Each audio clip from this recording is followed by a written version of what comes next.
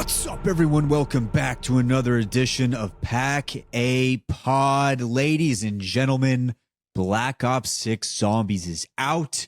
Ashes of the Dam has been played.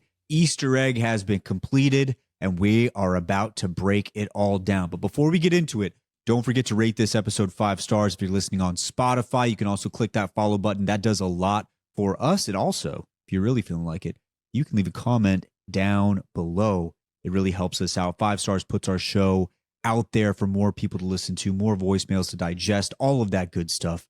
More content for you in the long run. So we do appreciate if you decide to do that. And also, don't forget to join that Discord link down below. We have a lot of discussions going on. We got a lot of Easter egg talk happening for people who need some tips. We also have all of the relics. There is still a massive relic hunt going on right now.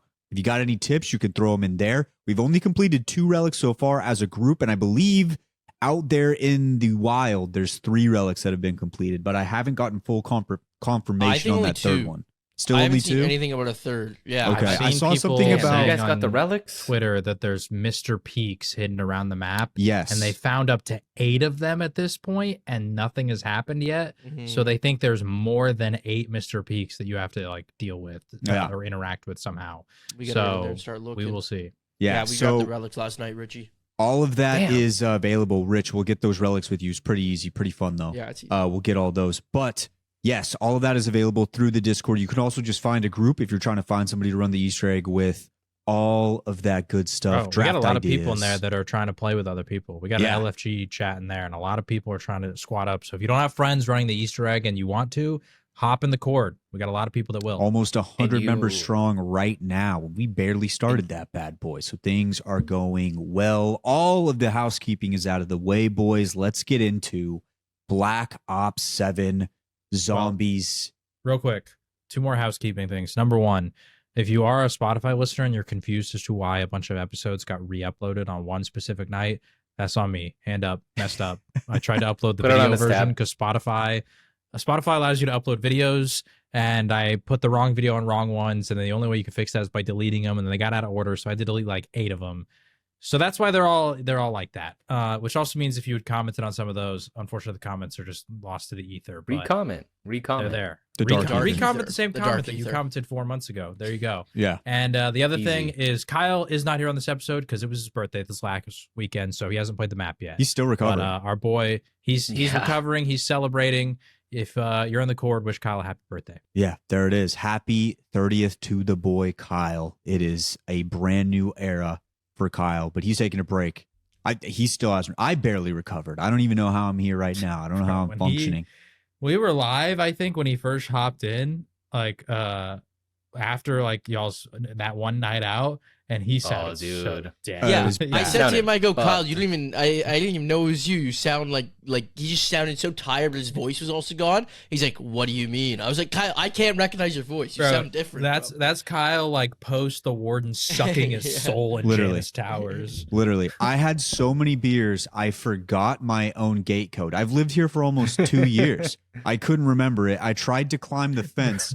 I got halfway through, my foot got caught, and I went face first into the pavement. So yeah, it was a rough night for everybody. My And knee ran is the still messed Easter up. egg the next day. What an animal. Yeah, What a and we guy. finished that Easter egg, which is why you shouldn't nerf it, because I finished it hungover. There it is. We'll get to that later on in the episode. We'll get to that later. Now it is time to get into Black Ops 7 Zombies, Ashes of the Damned. The release is here, and everything, boys, I'm going to be honest. I'm going out on a limb. It feels good right now. It feels good to be a It feels Zombies great. podcast. It feels good to be talking zombies. It feels great. And it all starts off with Ashes of the Damned. I don't really, when you're trying to formulate talking about a brand new map, you never really know where to start. So I'm just going to kick it off and say, Jay, the map is out. It felt good. The boys were feeling good. The vibes were great. From your perspective, how was that release? How are you feeling? I have a question for y'all. Are we back?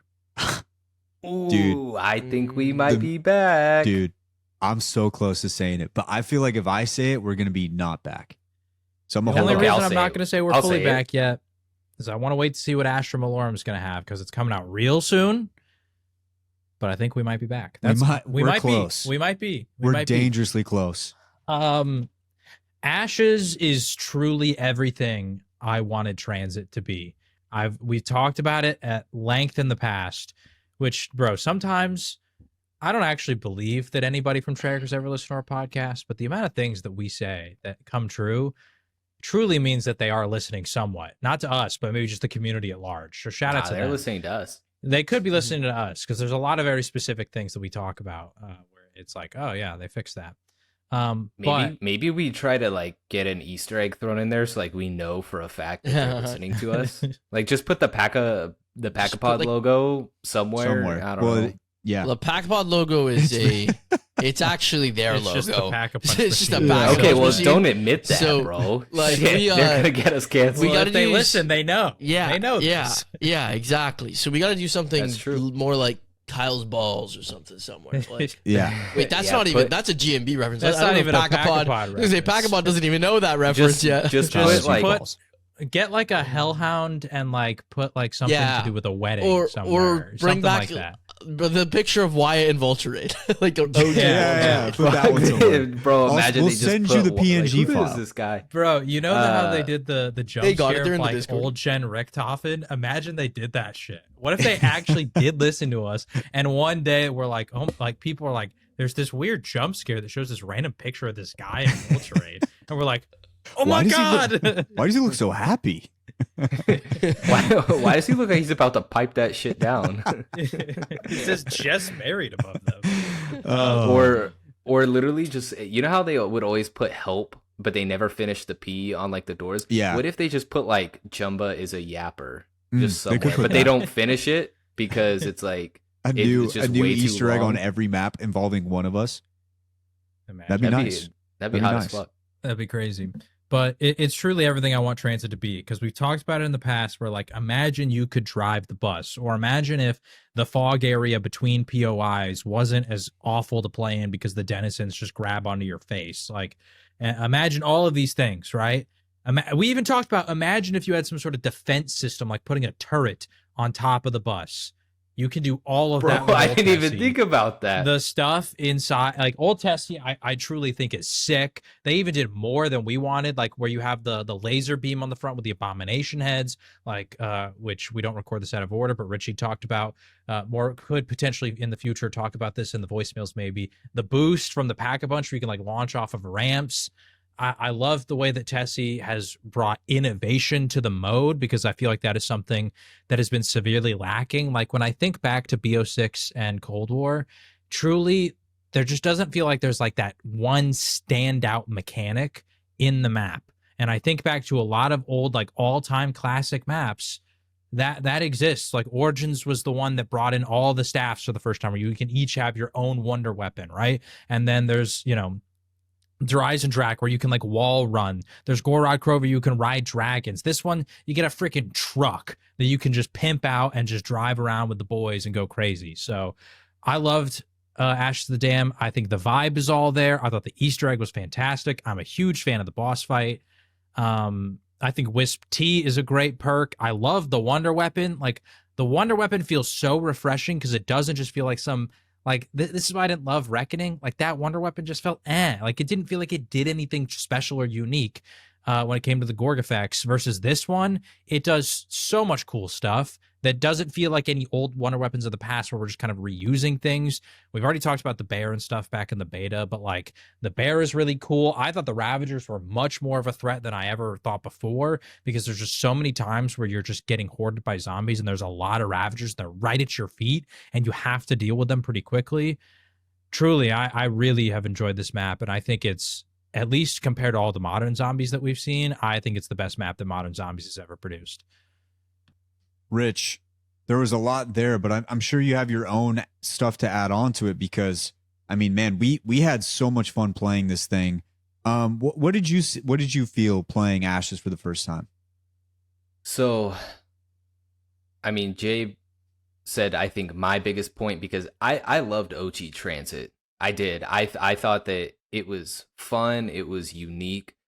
but 110% did they come back and make it everything that it should have been. Obviously, there were a lot more limitations that they had back then because Black Ops 2 came out in 2012, somewhere around there. So it's definitely, it proved to be a lot more than what I thought it was going to be. I thought it was just going to be some shitty knockoff and it wasn't even going to be good. But even just loading into it and starting at Janus Towers, and then you go ahead, you get fucking Ted's head, throw him on old Tessie, and then as soon as you fucking jump in that truck, it's just insane. Like, yeah, you know what? It drives like a fucking Warzone vehicle, but it has so much personality, and I think that's a big thing for me too. Is this entire map has so much personality. Obviously in the voicemails that we didn't listen to out of order, one of the listeners had commented like if he wants, he could go chill at rest stop or whatever 115 exit 115. Yeah, exit 115. You go chill in Ashwood, which to me gives me more of like a buried kind of vibe. If you want, you can go over to a nice little scenic cabin with a lake. You have so many options, and the possibilities on how you really want to run this game are really up to you. I did run Curse yesterday by myself, and the replayability for me is just 100% there. I don't remember why I decided to get off, but I think I had to go do something. Wasn't really my call, but I could have played that shit for hours. I'm really excited to see what they do bring in this next map. As long as they can keep it going, I'll be really happy. But overall, I'm more than pleasantly surprised with what they actually did here with Black Ops 7 in the first map. So now that we have this, I don't think that it's all hype.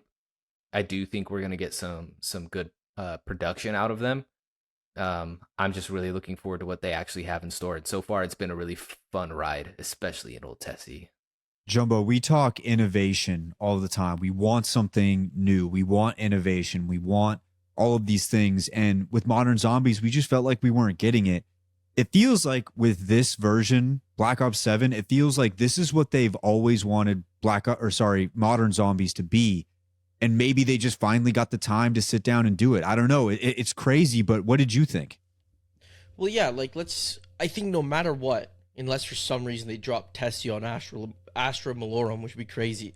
But like Ashes of the Damned will stand out and feel like its own experience. It won't feel like you're not going to go play Astra Malorum and then be like, this is just Ashes of the Damned 2.0, which every single map on Black Ops 6 felt I'm knocking on wood after you just said that shit.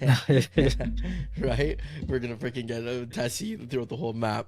But, and yeah, and so like, you know, it's what they're finally doing, right? I think that they tried to do that with the boat on Terminus, but like it was just not used whatsoever. And then you just can't spend time in the boat because the Kraken kills you, like comes after you. So like, I think it's also partially like the fact that the boat, like there's not really like important areas you need the boat to go to. Like most of the game, you're just going to play on the main island. You only use the boat to go to like the weapon arsenal or for, like the Easter egg for the most part. Where this map, like you need the truck to drive around, or you don't really, but it makes life a lot easier if you just use the truck to drive around as opposed to just sprinting through. Well, if you start doing things like the Easter egg, or if you just even want to get the wonder weapon, you need the truck. It was so funny. At one point, me and Wyatt, we like accidentally just took the jump pads over to the Cosmodrome. Wyatt's starting the thing, and I go, "Where's the truck?" I'm like, "Oh fuck, I gotta go get it now because we didn't bring the truck here."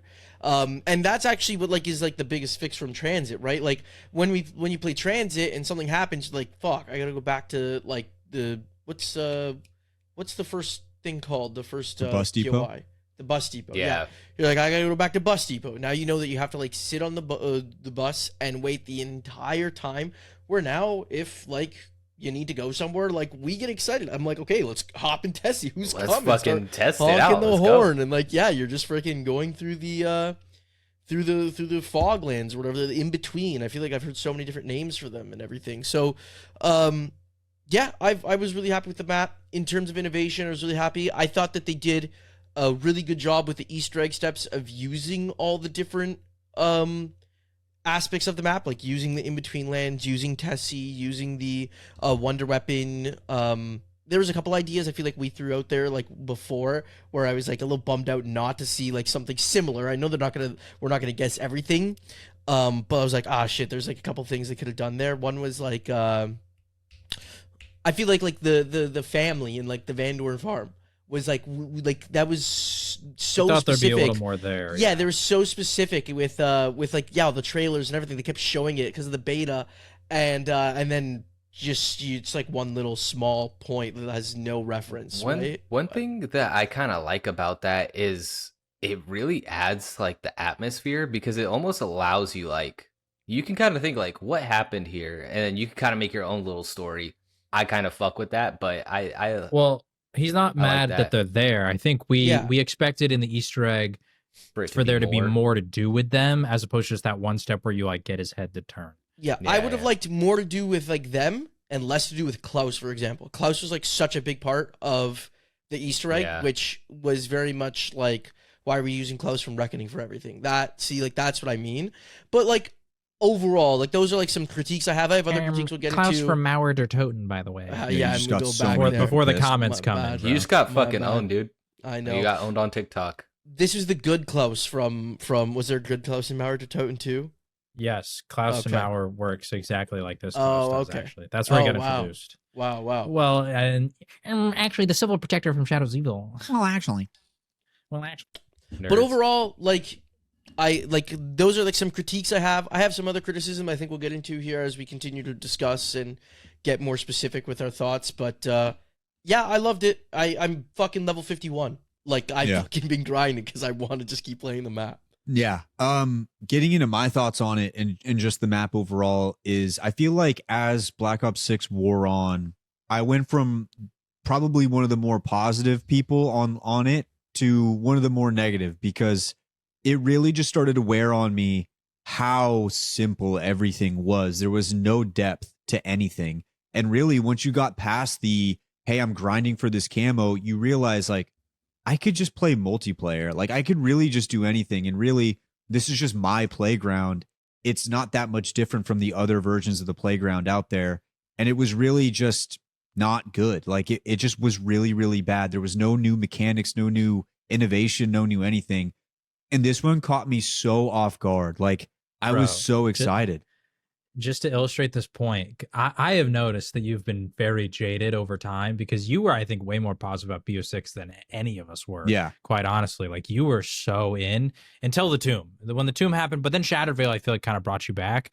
There was a point where I was like, dude, I wonder if he's even going to enjoy BO7 at all. Mm-hmm. And because when me and Jumba and Richie are all talking about watching them do the Easter egg hunt day one, there's a point where you literally go, I'm glad, but it's still BO7. Mm-hmm. And I could feel like the gut punch when you said that, of like, which you hadn't played it yet, but you were just like, it's just not it, you know? And I was like, oh, I really hope this is a good map, because I really want it to be positive, you know? Yeah. And it surprised me, man. Like dropping in, I was hesitant, and I've been hesitant in the past. And one of those big examples was Die Rise. And it took me years for me to go back and actually enjoy the map. And I know that that's a controversial one, because there's some people who just don't like the map. But I went back Crazy. And after that, I was like, dude, I fucking love this. Like, I love this map so much. I came in with that same hesitancy that I had playing Die Rise, and it took it away from me the second we hit a jump. Like, dude, you hit a jump on Old Tessie after hitting the boost with your boys. There is almost nothing I can compare in Old Zombies that felt better. There was a moment yesterday where me and Jumbo were trying to find relics, and I was at a different area. He was driving to me, and I jumped midair and entered into Tessie as he's driving by, and he just kept going, and we both were like, that was fucking sick. Like, there's just things you can't do in other zombies, which is what makes zombies great, because when you go from like a BO1 to a BO3, and some of the wall runs or different things you can do add in there, it's like, dude, that is awesome. Or just boss fights in general, where you as boys have to come together and figure this thing out. At that time in BO3, boss fights weren't really that big of a thing. Like, it was very new. So it's like, dude, those moments are unforgettable. They're so fun. They're moments that you'll never forget. And it brings me back to like those early BO2 days, where the first time a denizen's clawing my face, And I'm looking at Brian being like, tell me what to do. And he's just laughing because he's not going to. And it's like those moments stick in your head. And that's what makes it awesome. The first time I pack a punch, the first time I saw Derice for the first time, I don't have any of those moments with BO6. I don't have any of those moments with Cold War. I don't have any of those moments with anything like that. BO7, I'm going to have a moment that lasts a long time. Just me riding in with my boys. And I said this during the stream, I think, when we were doing the Easter egg. There was one moment where all four of us were in a car, which isn't super typical because sometimes somebody will just be chilling in the back of like the bed, but all four of us are sitting and your camera can pan around and look and you have all four of your fucking dogs in the car. Well, bro, There's just nothing that beats that.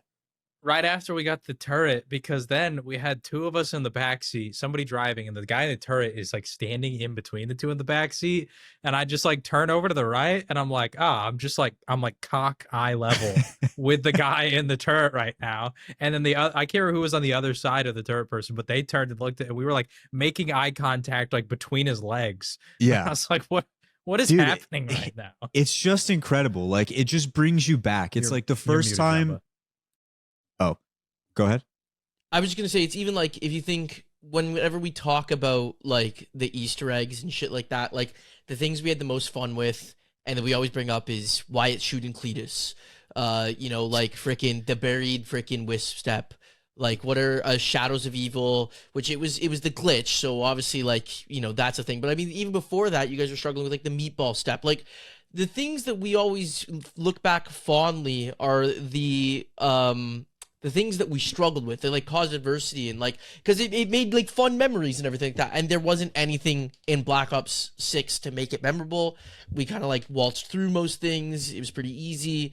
Whereas like this gave like a lot of those like memorable moments. It brought them back. I know we're going to talk about the boss fight in depth, that the boss fight has like some memorable moments that I'm sure we'll talk about a bunch in the future. Even back to the car, like Wyatt was driving backwards at one point. Mhm. I'm always trying to do 3-point turns, like just to see like how good I could use the what's it called, the keys, Yeah. to turn fast and just whip it. We Yeah. have discovered, though, that it is much easier to get a Canadian driver's license than an American driver's license. We've looked it up. We found it. What? No, I didn't look it Why? up. Richie Oh, did. really? I didn't look it up, Yeah, but I because know. Jumbo was driving, and I was like, man, somebody get this man in the passenger seat. I Dog. was perfectly. Are you kidding me? I was great at driving. Give me what the fuck's that all about? I fucking like, Richie just wants every 2 seconds to try and take a shot at me. Like I was. I just want perfectly the fine smoke, at bro. driving. I don't know. I just want the Yeah, smoke. I don't know. fucking don't know what that means. That was fine every single time. Not an issue. Listen, Jumbo we- didn't He crash was not getting one queasy time, in all the right? back seat, bro. this I'm is not gonna say I didn't Yeah. crash not one time. I know that there's a couple times like I crashed or like a fucking one of the Ravagers literally just spawns in under the tire and my car goes veering to the right. Can't really do much there. I'm not gonna say like I didn't crash, but I'm also not Had to gonna sit here and predict say that he like I would was spawn bad. there. Had to predict it. No, I was just Oh, what I shit. wanted to do is just add on to what Jumbo was saying. It's not just the hard moments that were fun. It's also just the moments where something amazing happens or something cool happens and it just sticks in your brain. Like when you think back to when we played Gorod for the first time, just as a group, I'd played Gorod in the past, but I never played it that much. Like I said, Black Ops 3 was kind of when I took a break. And then the first time you get to Pack-a-Punch where you're riding the back of a dragon and there's, bombs going off in the air. It's like those moments stick in your head forever.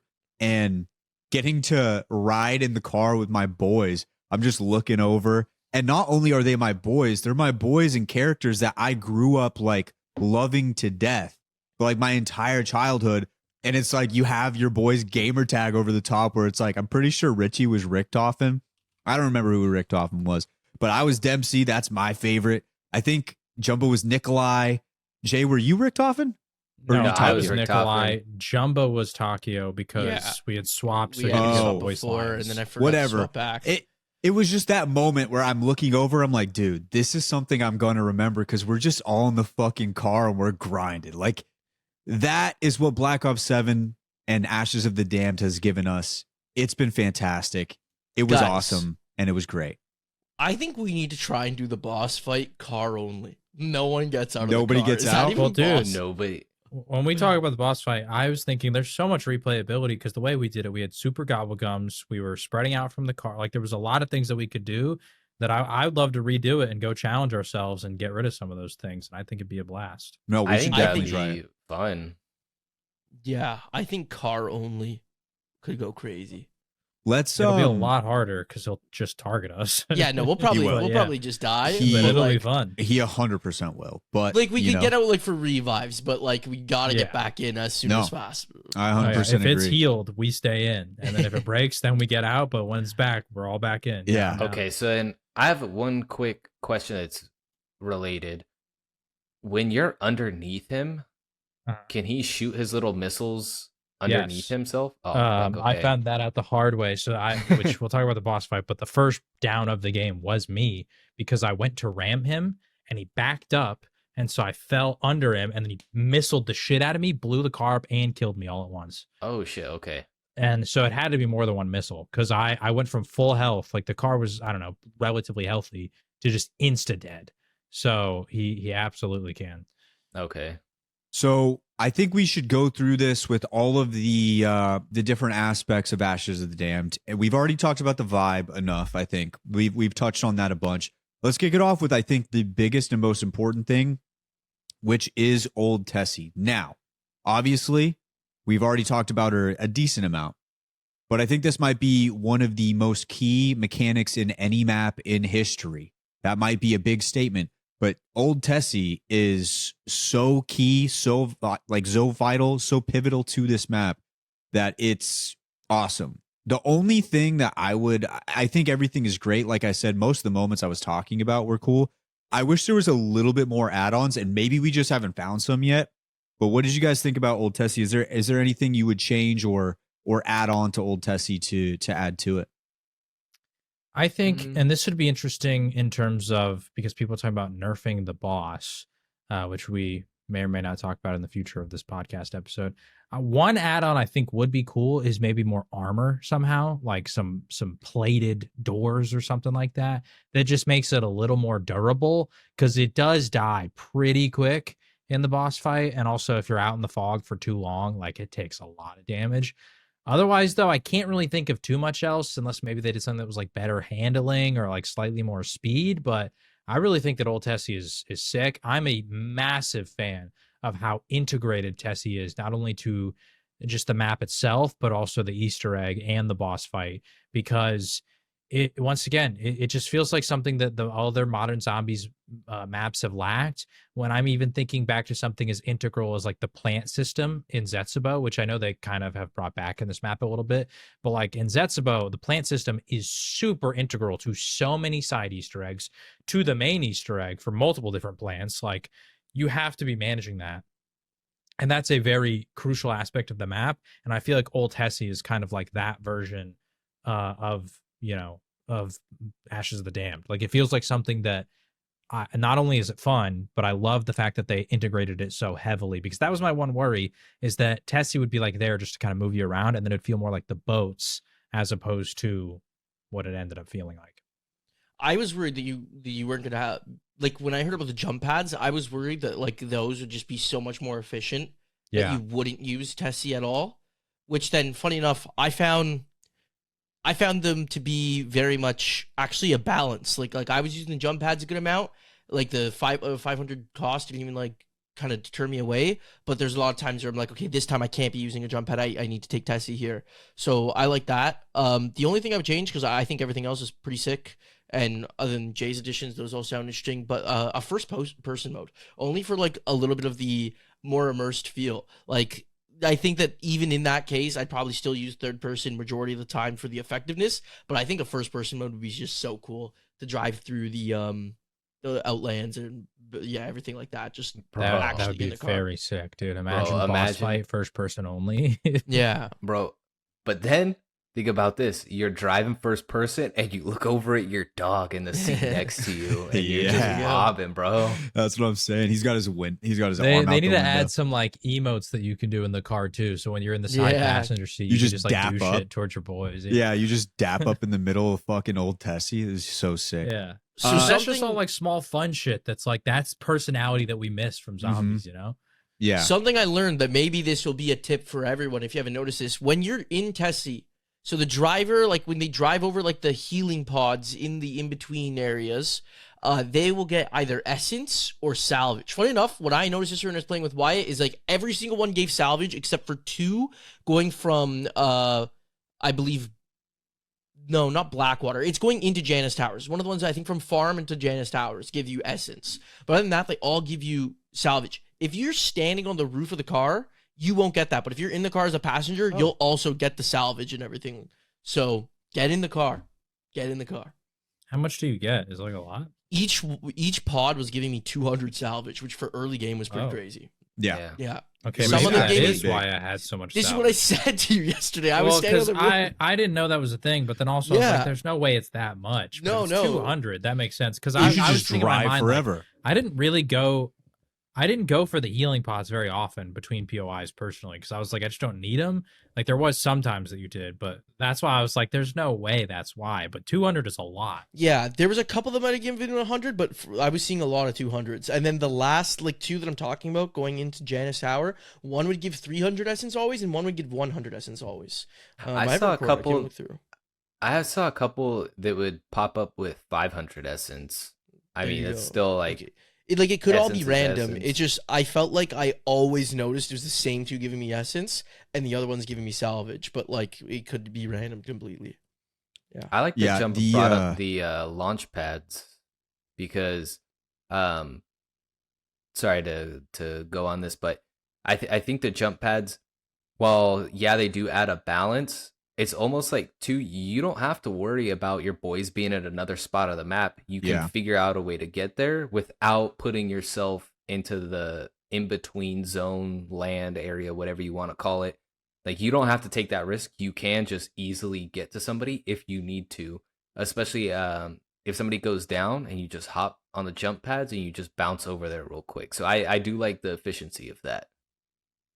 I was going to go It's off also on not too bad to even run in those areas. Sorry. go Yeah, ahead. no, Honestly, I was yeah. going to bring those up here in a little bit too. I was just going to add one more Tessie upgrade. I would love to see an e-brake, just something you could drift with. I know Yeah, you can like technically still drift, but like I That'd would be love cool. to see like a feature where you could actually imagine that turn going into Ashwood if you could drift to go to the other side and just pick up one of your Yeah, yeah, boys that yeah. way. That'd be so sick. Oh, that'd be The so sick.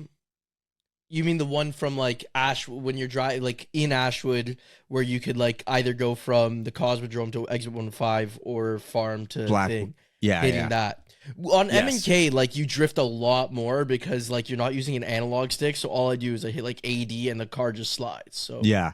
It was like if they could have that feature for like just like a dedicated version of it, I think that would That'd be be really, really cool. But I think those are all good Yeah. ideas. Nonetheless, Tessie's still great. Tessie's still fantastic. It's so fun to hit the ramp. You think it's going to get boring. You think it's going to get tiring. It doesn't matter what seat you're in. When you hit the ramp, and it's fun every single time. So big shout out to old Tessie. I guess we can move on into the other thing here. We all got a chance to try Last out. thing about the go Tessie ahead. though, shout out the devs for making the turret auto shoot I was gonna when say no this, one's yeah. in it. That's big. That's actually such a goated feature of thinking ahead because for solo players, that is utterly massive. The turret will shoot stuff off of the car for you. Wisp T also will trigger while you're driving the car and get rid of shit around you. Like those small things really like just had me so locked in on this map because it felt like they cared and they thought about these things way ahead of time. So shout out to the devs for that because those little tiny things I feel like are easily overlooked but are such massive quality of life things that make such a big difference. yeah, I was gonna bring that up. So now the next thing I wanted to bring up was the Wonder Weapon. I think we get into the Wonder Weapon here. The Necrofluid Gauntlet might be one of my favorite Wonder Weapons of all time. I'm not shitting you. I know I haven't tried all of them out to the fullest extent. That weapon is fun as shit.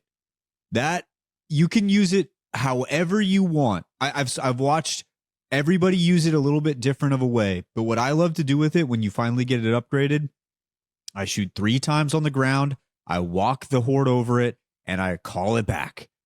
I mean, you basically never run out of ammo. And that's what we were talking about when we were going through Voyage of Despair. The Kraken isn't nearly as good as this.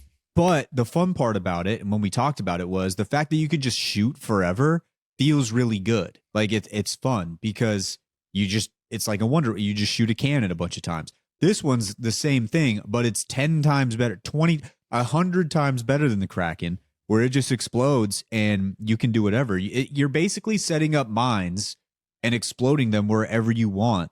Whether there's a bear, whether there's the Ravagers, whatever it may be, you can set them up perfectly to wherever you want the enemy to go, blow them up, or you can just shoot them directly in the face. It doesn't matter. And then also the melee was one-shotting people deep into games for me. I didn't get like super far and try it, but meleeing with that shit.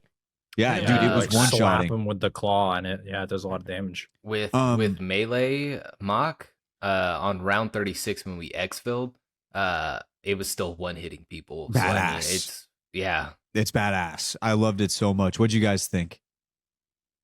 I liked it. I think it's really creative, and that's one thing that I sort of felt lacking in terms of wonder weapons. Like even in BO6, I liked the beam smasher. I really enjoyed the swords, but I didn't feel like they had anything crazy unique that they brought to the table. Because even the swords, like we've had melee weapon stuff, and so it felt like sort of the staff's equivalent, but just a melee weapon, right? It doesn't feel like crazy unique, where this one feels super unique relative to almost any wonder weapon. I can't think of another one that works like this.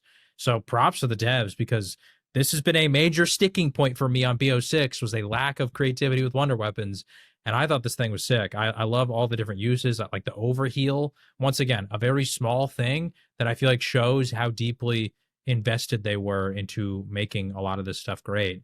And so, yeah, I think it's a great wonder weapon. By design, it's got to be like up there, top 5. I know they can't always do something like creepy or like so out there. Like some have to be grounded in like a gun. But like this is one of the most unique ones, like comparable to the Apothecary Servant or the Circuit's Kiss from BO4. And I'm sure there's like some that I'm like not thinking of that have like similar vibes.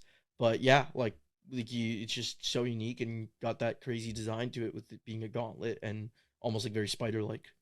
Yeah, when you talk about BO6 wonder weapons, I think Jay's brought this up before, but I forgot what the name of the one in Reckoning is, like Necrogoblicon. The Gorg effects. The Gorg effects.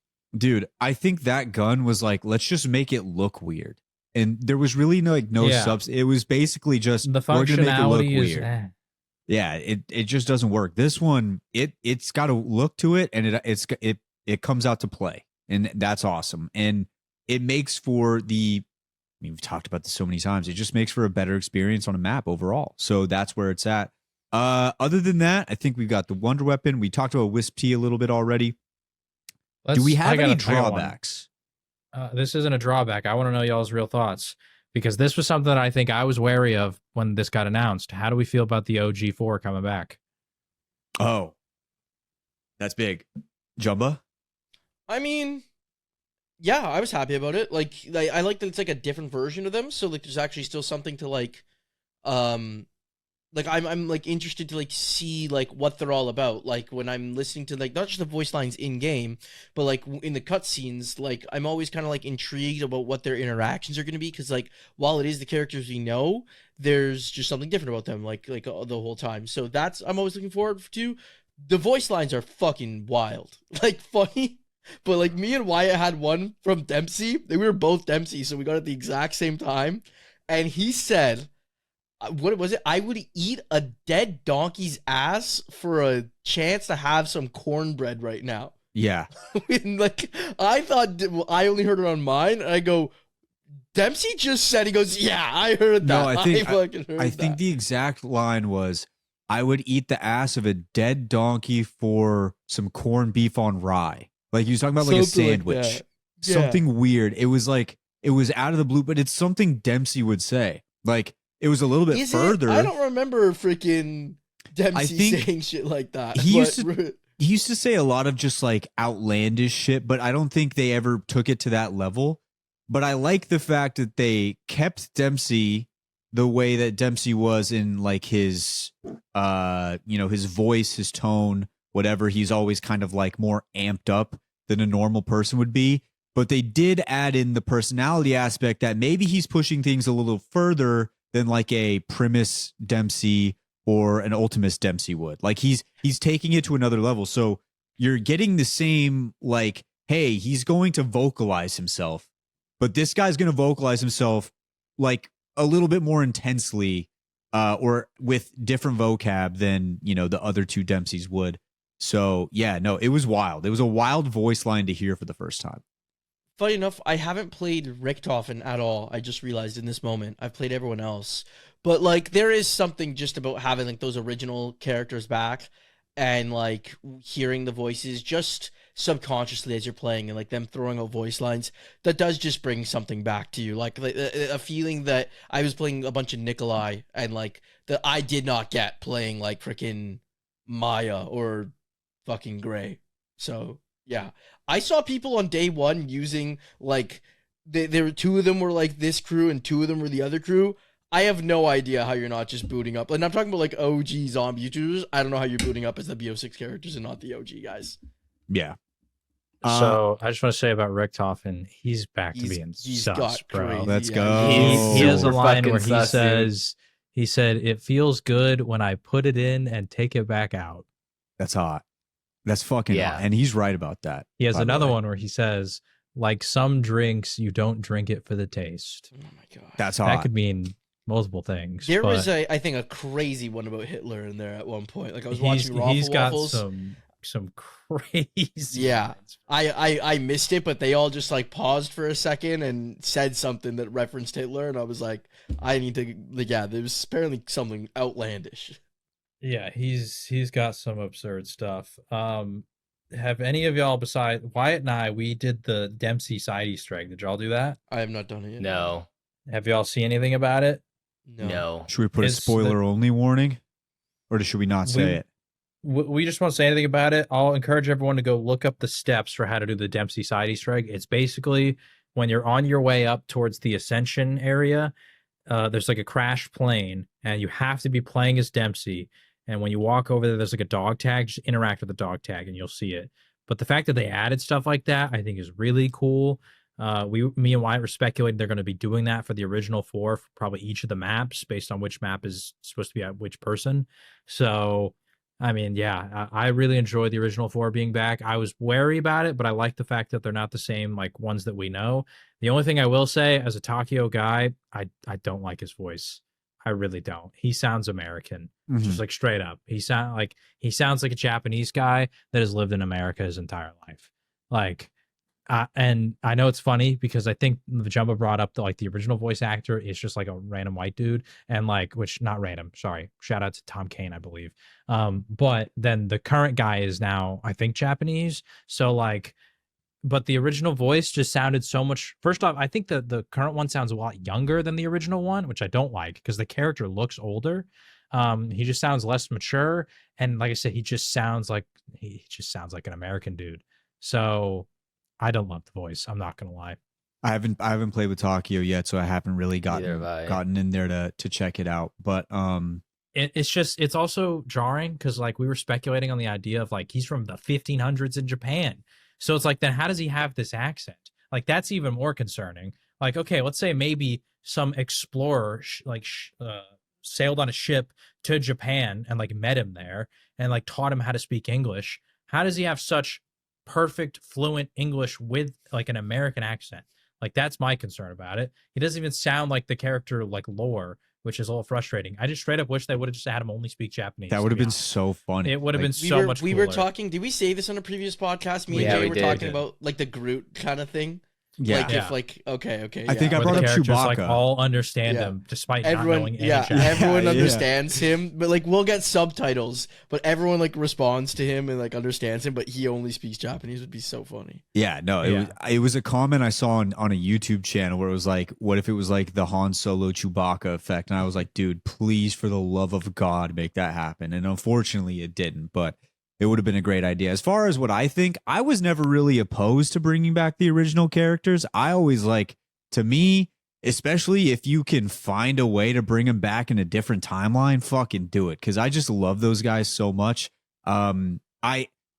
I think it was really hard for me to latch on to the Black Ops 6 characters just because I didn't feel like they had as much depth. And now, mind you, I didn't play Cold War. So there's some things They weren't that playable in Cold War. okay, so then it doesn't even matter. They were they were side characters. Yeah, I just could never really get involved. These guys I can get involved with. I love it. I love it to death, and I love the fact that Richtofen is back to being Richtofen. Like the other characters, even when they were in their premise form, where they're a little bit more muted, I still felt like they were that character. The one that lost out the most from that was to me Richtofen because of what he gave you. It was just like one of those weird. They were trying to make him a good guy, so he can't be like an over the top Nazi scientist if he's going to be a good guy. You know?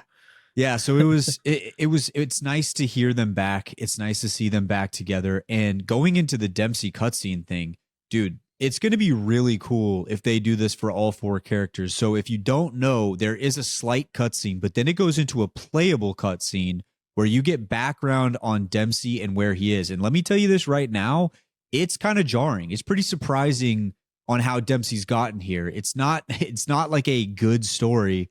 It's interesting, and I'm excited for like some zombie YouTubers, some story experts to kind of break it down, and for us to go through the rest of this storyline because it's some not good shit. It's some not good shit and some interesting stuff to break down as well. So, dude, I love it. I'm so excited for all the new maps and trying to find whoever's next in this. And we don't even know, all of them could have something on this map. There's just nothing found yet. So we'll just have to see. But I really enjoyed it. I loved it to death. Rich, what did you think? I love having them back. I mean, obviously, like you had touched on, having the old crew back in a way that actually fits. It's super fun. I mean, for me, it's a lot of the just nostalgia based stuff. But as long as the story is good and it makes sense and everything kind of all the puzzle pieces fit together, then I mean, yeah, fuck it, bring them back. I'll play as those guys until the day that I die. I love it so much. And then yeah, I love playing as Richtofen just because I wanted to hear his voice lines and he did not disappoint. I love it. I love it to death. Now, speaking of story, boys and girls, the last thing we'll get into on Ashes of the Damned will be the Easter egg. Now, there might be some spoilers ahead, so if you haven't finished it yet and you want to see some of those cutscenes for yourself and don't have them spoiled for you, I would take a break right now or at least skip over to the draft and then afterwards into the voicemails. There was nothing spoiler-wise in the voicemails, I do not believe, or I foresee that not happening. We talk about the boss fight a lot, but yeah. But it's the last voicemail. We might be talking about the voicemails or the my bad. We might in the future talk about the boss. We might in the future. We might. But the Easter egg. The Easter egg steps, boys. I know you and Jay and Jumbo were mostly, spearheading that at the beginning. I really had no clue what was going on, but what did you guys think about the steps? I liked them. I thought there was some really creative steps. The one that stood out the most to me was when the lightning comes down and you freeze it in time, and then you have to do 3 different things to revive 3 zombies of that area and they get them to walk into the lightning. I thought that was a very creative step because when we've done so many Easter eggs, there's like a lot of steps that sort of feel like we've done this kind of thing in the past, which is oftentimes how these guys are able to like crack these Easter eggs so quickly is they're just looking for things that we've seen before. And so this was a step that a lot of people got hung up for a long time. And I think it's just because of how creative it is. But even just in actually playing it, it felt fun because it felt like it required multiple people in order for us to be coordinated and get it done quickly. There is a 1-minute timer. Even the buildup before that of like you have to use Tessie, once again, integrated, to shoot the clock, to freeze it. Then you have to use the wonder weapon to get the charge shot, which you shoot onto the clock back at exit 115 to get the lightning to come down. Like all of these things, I really enjoyed that step. But the overall Easter egg, I thought it was a really good one, to be honest. Yeah, Oh, sorry, you want to go? Oh, go ahead. No, you go ahead. I was just going to say, I thought the steps were amazing. I really liked them. It's not, once you learn them, it's not the hardest Easter egg, but what there is there's just a lot to do, which is, like, the big thing. I feel like in previous Easter eggs from Black Ops 6, it just didn't feel like there was a lot, whereas this one, but when you get the turret, there's a lot to do just to get to the turret, And then there's still like a bunch of other steps after that where it's like that first half could have been a full Easter egg. Sometimes it almost felt like. So anyway, so yeah, there's that, and then if we had all learned the Easter egg, like it is one because they need to make it possible for solos to do it, right? So like yeah, like me and Jay could have ran around the map and did pretty much everything without having to like tell you guys.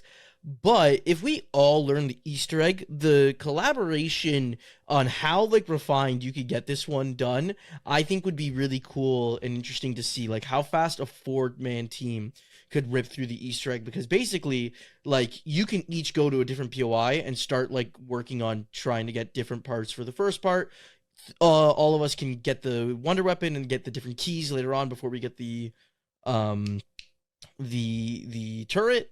And then when we freeze the clock and we were trying to turn me and Richie purple, there is a way to get it that like all like you could go purple multiple times. Even one person could go purple 3 times in one round. You have to shoot the different clock faces. I don't know why it wasn't working, because I did turn to go to the different clock face. Maybe I was missing, but like yeah, I wonder, you can do it. My one thought when we did it was whenever he became purple, and there was one time where you couldn't. Yeah, I think you had to shoot it again to freeze it again, because I saw the clock started moving again, and I was like, I put two together, but it was I figured that out like on the last time we had to do it, so it didn't really matter. But yeah, I wonder if that's what it is, because I did remember seeing when Noah J's crew was doing it, they had 4 wonder weapons on their first attempt, and they were able to get multiple people to get the purple shot all in one round all at the same time. Even our first attempt, me and Richie both went purple. Like we both did, and we just shot them on satellite. Maybe y'all both also need to shoot it at the same time and then pull at the same time, because maybe y'all were both one did it and then another one did it. Yeah. So, yeah, I don't know. Either way, like there's a lot of like ways that you can get everyone involved and collaborate, and it's just a lot of things that we asked for that all around. Not even including the boss fight. I thought the Easter egg was a lot of fun. Like definitely, I think the best out of BO6 and BO7. I wanted to bring up the cutscene real quick. The first one, not the second one. The first one where Carver goes, "Damn it, Richtofen," and Richtofen's just like, "What?" Like he has no idea what he's talking about. That shit was so funny. I love that they added some comedy in on that, because this Richtofen has no clue who the fuck this guy is, first of all, and what he's talking about, and he's just like, like just staring at him, like, "What did I do?" It's such a funny visual, man. Oh man, I loved it. The only thing that I am going to complain about for this Easter egg is the one step I was trying to do with the stupid T-Rex head, and I could not get it, bro. Okay, Richie, I'm gonna be honest. I think you're blind, brother. Like, I mean, yeah. I was literally, and the tough part is we're out in the fog. We're in the fog, so I can't like stand still and like shoot at it to tell you. But I'm literally like staring at him, like it's glowing red, like it's on the it's on the right side, bottom row, kind of in the middle. Like I don't know how to help you here. I wonder like, if it's this right is there because you're on PS5. Are you in like performance mode? On PS5 I think for, I like, am, extra, because I wonder if this is like a Wyatt Lobster situation all over again. It could be, and it was tough too, because I'm watching Richie shoot the entire wonder weapon and then pull all of them back, and he missed it with every single shot. Yeah, and I'm like, man, like at some point you'd think that he'd hit it, but he just kept going. And I was like, just which T-Rex head was it? Was it the one up high? One. Okay, yeah, that one you can see it, because the other one I would give you some slack. Like I've watched all the guides. I cannot see it in any of the guides. No, this one you can 100% see it, because I'm literally running around hoarding zombies, and I'm like staring at it. I'm like, I almost started counting teeth to be like, it's like the 7-tooth back. Like it's right there, man. It's glowing red. Could not see it, bro. Because he was like, bro, it's right there. And I'd be looking at it like, bro, I don't see a blob of red. Like I see nothing at all. It's literally just one of the teeth, but it's like slightly got this red aura to it that's like radiating off of it. That's Aren't you red-green colorblind? Truthfully. No. Oh, you're not? Okay. I thought someone said that they're red, green, or colorblind on this podcast once. So I was about to say, if he is, then I feel actually so bad. Should have got John to come over and grab this one, maybe, bro. Apparently I am. I don't know. I couldn't see it. Maybe it was just my PS5 couldn't fucking handle it. I don't know. But yeah, I was like, dude, what the fuck, bro? Like I'm unloading this fucking gauntlet into it, and I cannot pull it back. And so we eventually had to go. It's just because you just missed it. Like that's all it was. You just didn't shoot it. Yeah. Then really it comes down to the boss fight, which we have a lot of thoughts about. I think later on in the future, yeah, potentially we don't really know, but I think we do. But the boss fight for us, oh boy, was that fucking fun. I'm going to tell you right now, there were call outs being thrown out. There was intensity. You could hear desperation in everybody's voice. Everybody was like on the edge of their seat because there was a few times where it looked like we're going to fucking lose. We're not going to complete this thing. And we were able to pull it off first try. We had our trials, we had our tribulations, but we got the boss fight done. Holy shit, was it fun. I want all boss fights to have that sort of desperation because when you complete it, there is nothing that feels sweeter. It was great. That was like the pinnacle. Like it reminded me of when we finished Buried finally. And that one wasn't really like a difficult one. It was just we were messing up on the final step, and it finally went through after forever. This one though was it was stressful from top to bottom. And this one had me at the end. Richie hadn't said anything, and I was like, Richie, I need to know. What are you doing? I need to know because, like, can you help us in this situation here? What is happening? I was so fucking locked in the entire time. So obviously Jumba did go down a lot, which unfortunately when it has to like let's address the elephant in the room. Jumba, would you like to maybe take the stand? Do you want me to defend myself? Sure. I'm not. I watched. I'm not gonna shit on you. Not even defense. I'll explain what ended up happening. I'll explain what all went down. So you watch the thing. The first down. Okay, I was not going around with the bombs correctly. My second down, I was in Ether Shroud, and the bomb killed you in Ether Shroud, and I just didn't know that. Now I knew I was low HP. Pop my Ether Shroud. A bomb hits me, I die. So then now that's a new development. Okay, not safe in Ether Shroud apparently. After that, Ether Shroud doesn't protect you. It just makes those zombies don't see you. Well, I thought you are safe from damage. I don't think so. I've taken damage in the past from Ether Shroud, like when you something explodes next to you or stuff like that. See, I didn't know that. I thought you're immune from damage briefly. So, anyways, I die there while I was in Ether Shroud, and that was that threw me off. So then, but if you watch I watched it back. Like for a while, I'm fine. I'm locked. I'm set. It wasn't until I don't know. There's later on where I just he's he threw the car at me 4 fucking times, and then on top of throwing the car, there's one time where he's just in my face, and I have zombies, and I'm trying to shoot, and I just basically get overwhelmed. So that happens, and then like I said, at that point, Wyatt revived me, and I didn't have perks anymore. Yeah. So I was a little bit playing from behind, and I still had Jug, but then I go down again. Now I lose Jug, and then everything just one-shots me. So I just go down constantly because literally I could not even take 1 damage.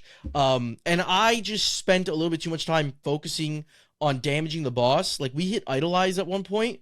And so I'm focusing on damaging the boss.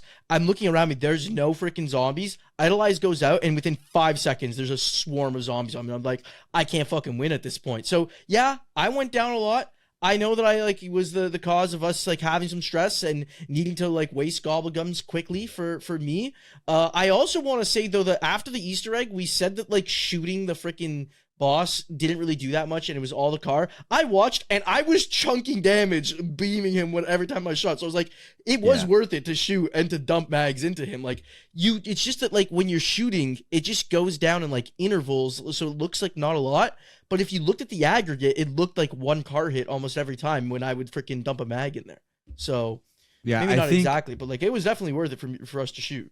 Yeah, I think and me and Jay talked about this a little bit. The reason I was saying that afterwards though was if you're gonna die, it's not worth to shoot. That was what I meant, was play your life. Yeah, but the car, I can just keep hitting him over and over. The only time I died where I was in the middle of shooting was the one with Idolize. After that, I'm not dying when I'm I don't die focusing the boss too much. I'm playing my life. I just lost. I said that because afterwards you kept saying I was shooting him too much. Yeah. So I was like, well then, just I was I was stressed about my performance, and when I watched it back, I was like, okay, this was bad, but it was also because I fucking at one point had a bear on me, and then 3 Ravagers, and I think Donnie I was talking to was like, there's a lot of times I was surprised you were even still alive. It's I was too. Dude, I don't know how I lived. I got to give credit to the fucking Ravagers because they might be the boss is the boss, right? But the Ravagers really made this a piece of shit. The Ravagers make it almost impossible to stand there and shoot, which is why there are some augments you might need to equip if you're not able to finish this thing on solo. or even with your friends. Like there are some augments that are definitely going to help out.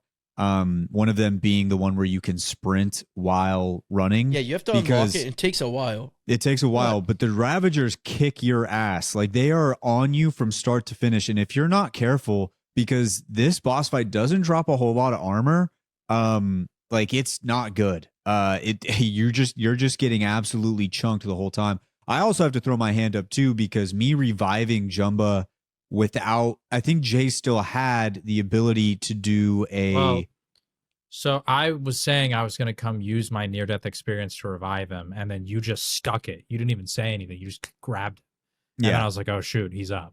So. Yeah, so but also like there was multiple mistakes like that. Like also like you had already used your near death and then Jumba popped his. Because I didn't understand. All you have to do is you can just walk next to him. I thought if he was down, I didn't realize like when I walked. It gives you a 5-minute timer, and if someone comes next to you while down, or you go next to them while down during that 5 minutes, it'll revive, or it's like up to 3 revives. So yeah, I mean we had a bunch of like little mistakes like that, and I just remember like the way I had heard it in the moment was I see Jumba down, I'm really close to him, and I see an opening to like get the revive off. And I think I just went blank and I was just like, all right, I'm just going to get him up so that he's up.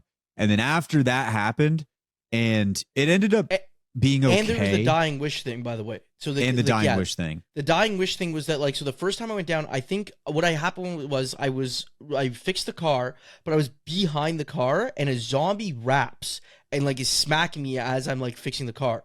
Now I have some HP left, but to get away from that zombie, I had to get in the car and then get out on the other side. And when I went to do that, at the exact same time, a bomb comes down. But it procced my dying wish. The zombie hit me and procced my dying wish. So I had no quick revive throughout the entire thing. And the regen is just so slow. And it makes so hard where I was like, oh, dying wish is terrible for this boss fight. Yeah. Which I didn't have equipped. And I'm kind of glad that I didn't equip it. But yeah, that was like a major mistake as far as when it came to Jumba going down. After we got past all that, really what it came down to was me and Richie were playing a heavy defense. Just like, I can't go down here. I wasn't even shooting the boss for a lot of it, because I'm like, if I go down or if Rich goes down, we're the only two, I think, with perks. I don't know how many perks you had, Jay, but I know you had gone down. I had like 5. Yeah. So I was like, I'm just playing defense, and I had Ravagers on my ass. I have bears running around everywhere. And I'm like, all right, Jay's got the car. He's going to get the bulk of the damage. When he calls me to shoot, I'll try my best. But there were times where it was like, he was calling me to shoot, I couldn't shoot because there's so many fucking Ravagers on you that it's just like impossible to get anything going. And luckily Rich was there. He got some clutch car fixes. And I think I got one clutch car fix. Yeah, it was like the whole Easter egg, I was playing defense. I was just locked in playing defense. Bro, it was crazy because obviously, like, yeah, Jumbo was going down, but there was, I think, 3 critical plays that I truly had. One was a Jumbo revive where it was not smart to go for it at all, but I was like, I don't care. I'm getting this man up because we need him. I'm getting him up, and I'm going to go about my business. Do that. And then there was the, people are calling me the greatest mechanic to ever live just because I went and I repaired Old Tessie, didn't have Ether Shroud, I don't need any of that shit. You understand? I don't need that shit. I just said, fuck it. We need the car. I'm going to go do it right now. Went, repaired it, managed to survive. And because there was a lot of times where I was like 1 HP and I was just jumping, wall jumping, trying to get out of there. And then I obviously found out that the teleporters had a very good use, while kind of expensive over time if you're using it a lot. If you hit the teleporter, either in an oh shit moment, or when Jay says, hey, start shooting the boss, it teleports you right into the turret and you just unload on that thing.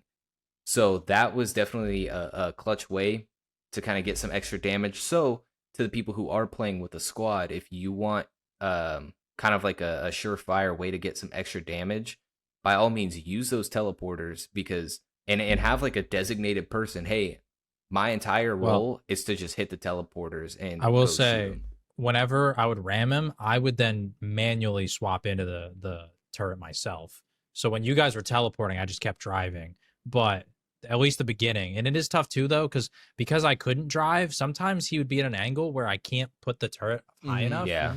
which would be annoying. But at least like the first couple waves, I got really lucky where he only sent me back far enough to where I could like perfectly shoot him. But yeah, Yeah, I'll also that was say- definitely locked. Jay after said like, oh, there's a double points, and he didn't make our typical joke like, oh, clutch double points, right? Which it's true. like after I was like, oh, how'd you miss that? But then I thought of it, like you probably didn't realize this, Jay, because you're driving so much. Double points would have been huge because I had to buy so much ammo. I was running out of points, and the only way you could get points after is like by clearing ads. So like if you got the double points, and like that actually would have been like a thing where it's like, hey, double points, and I would have prioritized killing zombies there so I could get ammo back. Y'all have to redo it driving the car, because doing the car is a whole different experience, because there's just so many different things that I was having to manage that you got. Like, I don't even care about Ravagers at all. I'm literally just sitting there trying to keep the car alive. I'm trying to get like specific angles to ram into them, like all these different things. So like, I don't care about the same things that you guys care about. So like at double points, I almost never even shot my ammo. The only time I did was I would get out to shoot the turret, realize I can't aim up, hop out and shoot like 3 ray gun shots, and he's immune again.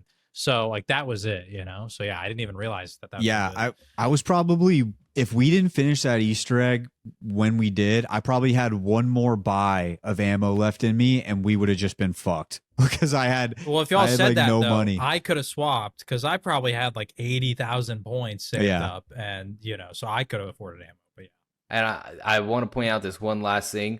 I was the only person to not go down during the entire boss Richie fight. did not go down. It's true. I did. Yeah. When did I go down? I don't remember. You what went it down, was. and that's when I. So. Oh, when dude, I had 2 didn't really bad ones, I think. I didn't use my gobblegum to get Jumba that one time because you rezzed him. So, and you asked me afterwards, you were like, did I mess up there? I ended up saying in the moment, yes, but after the fact, no, because then when I ended up popping it was to save Wyatt. And after I saved him, I went down. So then someone walked next to me and I got all my perks back. And then I rezzed Wyatt again. And so like, I got crazy good usage out of that one gobblegum because we had 3 downs in quick succession, where that one with Jumba, I would have only gotten that one. I don't think anybody went down for like a couple minutes there. So like after the fact, it was actually better that we saved it because it saved multiple perk options right there. Yeah. There was one time I was able, like Jay had near death. I got him, and then like you like instantly went down, and then like the revive before that must have been just on the cusp of near death ending because the second one didn't work anymore. Like I said, I think it's because there's only 3. Max? It's either 5 minutes or 3. So I think we had 3 there. So Yeah. That second death was just me being a dumbass, though. I tried to insta repair Tessie, and then I was like, and I went down immediately. I had a bad one where the boss had me just wide out in the open, laser straight to my dome piece, and I there was nowhere for me to run or hide. It was just I'm just fucked, and that's exactly what happened. I had some bad ones there, but we ended up getting it done. There's like so much now as I'm learning. Like I've been doing like some survival runs to level up, and the why am I forgetting the name of the one that grows, the tangled growth thing? Like the field toxic growth. Toxic growth. Like it is actually so good for killing bears, because if you can like get the bear in it, it will kill the bear and just like it will hold it there and just kill it. So you could either like hold it there and then like shoot the bear and get rid of it, or you can just hold the bear there and then just do other things and like not worry about it, and it will full kill the bear. It's like worked for me up until like round like 36. After that, I've been exfilling, so I don't know if it still works after, but it works really good. In an open arena, it's a little bit harder, but again, like sometimes I'll just let the bear charge at me, shoot it at my feet, and then run away. And yeah, like I wonder like how good that can work if you can get like the zombies that are all chasing you into one of the toxic growths plus the bear, because that was definitely the one thing. Like Ether Shroud, I've now learned doesn't fucking make me immune from damage. And then like in those situations, the big problem a lot of times was like if I were to Ether Shroud, the bear starts running away from me, so I can't get enough damage to kill it. So at the end, I was just like, oh, there's a fucking bear on me. I don't know what to do. I was just running as much as I could. Nobody talks about with Ether Shroud too how long it takes for the little activation gun to go away for you to be able to use your own weapons. Annoying. It's super annoying. So yeah, Yeah. I've kind of like grown away from using Ether I would Shroud even as take much. off the one that like does it for a group, because like for this boss fight specifically, because I thought that would be valuable. So this way, it's like if I use it, I'm helping the boys too. But then we were so spread out, it just never did anything, right? So like the one where maybe you get the melee infused weapon to just freaking go crazy and stay in Ether Shroud longer, like might be better. Like I don't know. See, Mhm. I was actually messing around with that in farm earlier, and it's annoying because they all run away from you. So you're actually having True, to yeah, you have to catch up chase to the them after. zombies. Yeah, Like Loki, the melee one, I think it sucks because of that. yeah, because you have to Like, chase them. yeah, I'm literally sprinting that, and the farm one too is annoying because they run out of the map. They will jump over the fence, and I'm like, well, great. Now I what do I do? Like, what's Yeah. the point of me doing? So I guess the other one is still just like the better of the three, because the Frenzied other one. Guard? Frenzy No, Guard he could means be the other interesting. augment. The other Oh. augment, but like Frenzy Guard, I think for the boss fight, Ether Shroud is still really good just to repair Tessie. to be Yeah. honest. because it Yeah. can repair. Yeah. So- Now, after we finished the boss fight, after all the stress was over and we finally got it, we got our little cutscene where we got to see Dempsey and Maya get their life soul back, leaving They became everybody else unsucked. still unsucked. Or no, they're unsucked. Everyone leaving else is everybody still sucked. sucked. They're still unsucked, sucked. yeah. And they're Yeah. also fucked. But now it looks like the story going through the rest of these maps is going to be trying to get unsucked. And that could be good. That Feels could very also be- Black Ops 3-ish. It feels like Yeah. they're taking the Black Ops 3 formula of the story. Like we got to go to here to get this vial, go there to get this vial, and like so on. Which I won't complain. I'll take could be good if they do it good with the story. It could also be very, very bad if it's every ending cutscene is just somebody getting unsucked, right? Like there could be That some good, there was- could be some bad. That was my complaint. Is it feels like the story is very predictable now. They can still overcome this if they give a lot of like character development and lore throughout these maps. But my worry is we go in, we do the Easter egg, we fight some random bullshit that's like one of the Shadow Smiths in some different form. We defeat them. The Shadow Smith like comes out of the form and is like, all right, blah blah blah, gives us some more lore, and then unsucks us. And then it's like, all right, on to the next. And then we just keep doing that, and then we go fight the warden now that we're all unsucked. Like that's the only part that annoys me a little bit is like at least for BO6 post terminus there was a lot of speculation, which obviously they didn't live up to it. But when they were talking about the dig site and they're talking about the Sentinel artifact, we're like, oh, BO4, oh, Origins, we're making all these connections. And obviously the way they handled it was bad, but the exciting part was the speculation. I don't feel like there's a whole lot of speculation right now, but it just depends on what they do with the characters, because at least the OG4, there's more that they can do in terms of their specific backstory that we don't know of. So Yeah. And this Also, and the warden's backstory. So Mhm. Go ahead, Rich. I was gonna say, are we gonna bring up the fact that the voice changes of the announcer was sick, after yeah. you do the Easter egg? That was cool. yeah. That was cool. I Like, wonder who what is that that? means. Have they ever Yeah. done that before?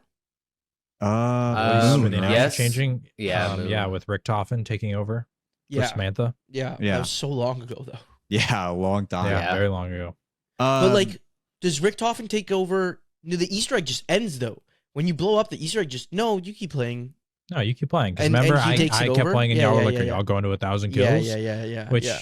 once again, I wasn't, but I did. And then, but in that one, then Rick Toffin takes over. He Yeah, does. Rick Oh, Toffin okay. becomes the Then announcer. that's really cool. That's and really the cool. zombies' eyes all change colors. Yeah. Yeah. Okay. Well, so the 'Cause, one thing Origins, I think, is the first one that ever just ended. You would Yeah. always Yeah, keep yeah, playing yeah. He would until always keep playing. Origins. yeah. Mob?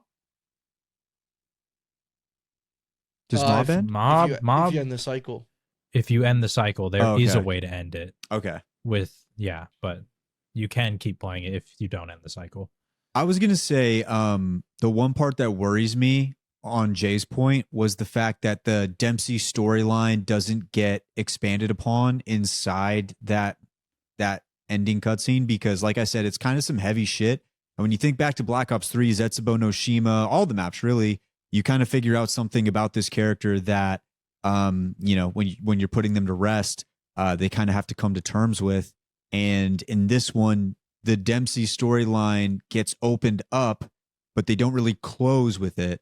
And so I wonder, that kind of has me worried a little bit, because it is like a very interesting backstory. So a little worrying, but we'll have to see as time goes on and as these maps start to roll out what exactly they decide to do. I hope it has a little bit more of the BO3 element to it. Like Zetsubo was really powerful, the ending of that one. So, we'll have to see here as we move forward. The last thing I wanted to bring up, obviously, Ashes of the Damned has been fantastic. We're going to be grinding on that a little bit more. But I did want to talk, and we're going to talk about Curse next week or next time we record. We're going to next episode. Yeah, we're going to get some more time on Curse. So we'll talk about that next time. I did want to bring up Astra Alorum a little bit because it's already coming out so quickly. And really the reason I want to bring this up, let me see. Whenever the next season drops, which I think is only a month. Yeah. Okay. It's pretty quick. And I wanted to bring it up because on Astra Malorum, there was a teaser from Kevin Drew. This quote is Not absolutely insane. He attributed it to Kevin Drew. He corrected it in the follow-up tweet. It was a guy named Miles Leslie. Okay. So this guy's quote is incredible. Yeah. Zombies fans, I will say you are going to be eating. We have heard you, and you're getting extra scoops of ice cream. All the toppings. There's some cherries on there. You're actually going to be full. And we're going to tell you to finish your dessert. Yeah, you better finish your plate. That's the quote that they dropped on us right now, right before the second map. That sounds like a team that's locked in. That sounds like a team that is they're going to fill us up. I cannot wait to get filled up. That's honestly, personally, for me, fill me up. That's how I'm feeling right now, Zombies. Yeah. Fill me to the brim. Do you want them to tell you to finish your dinner?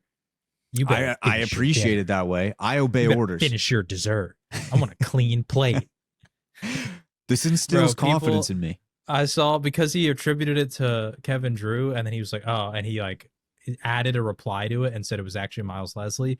People were like, "Kevin Drew's gonna wake up tomorrow morning and think people are gonna wonder why he's a freak," because that quote's a little freaky. Well, right I mean, there. I already got it wrong. I saw some quote tweets being like, "Why do you have to be so freaky with it?" It's like I enjoyed that. That was cool for me. I was like, hell yeah. So with Astra Malorum, I feel like we're going to get some more stuff going on here. We have gotten one little teaser. It shows like a dagger. And I've seen some people speculate that it actually has something to do with some of the storylines from Cold War, but I didn't read into it. That dagger, it says Josiah Shem's ritual dagger at the bottom of the picture. And Josiah Shem was one of the paintings from Shattered Veil. Oh. One of the souls that we had to free. I think it was like the guy next to the elevator, the like Pope looking guy. Uh-huh. That's Josiah Shem. So okay, so something to keep an eye on. Something to keep an eye on moving forward. But boys, I think that should just about do it for Ashes of the Damned. Do you guys have anything else before we move on into the draft here? I'm only going to quickly mention that because you mentioned drawbacks briefly, and maybe we've been really positive, but I wanted to make one criticism, and it's just that for the most part, at the whole, it's very Black Ops 6-ish.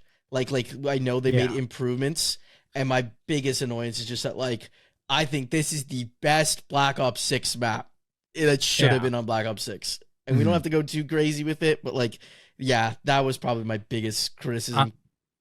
I will throw out there, if you're a BO6 hater and you did not enjoy BO6 Zombies, it's not worth spending the money for BO7.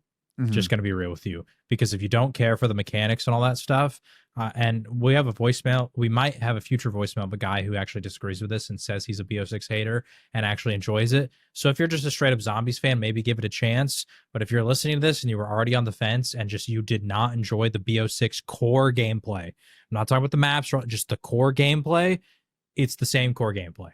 Yeah. The car, the testing, all that stuff are really cool innovations. The wonder weapon's cool. The map, atmosphere, the core gameplay plays the exact same. I guess the reason why it also bums me out to to think about that is I saw a video from Raffle Waffles, but I didn't even need to see this video.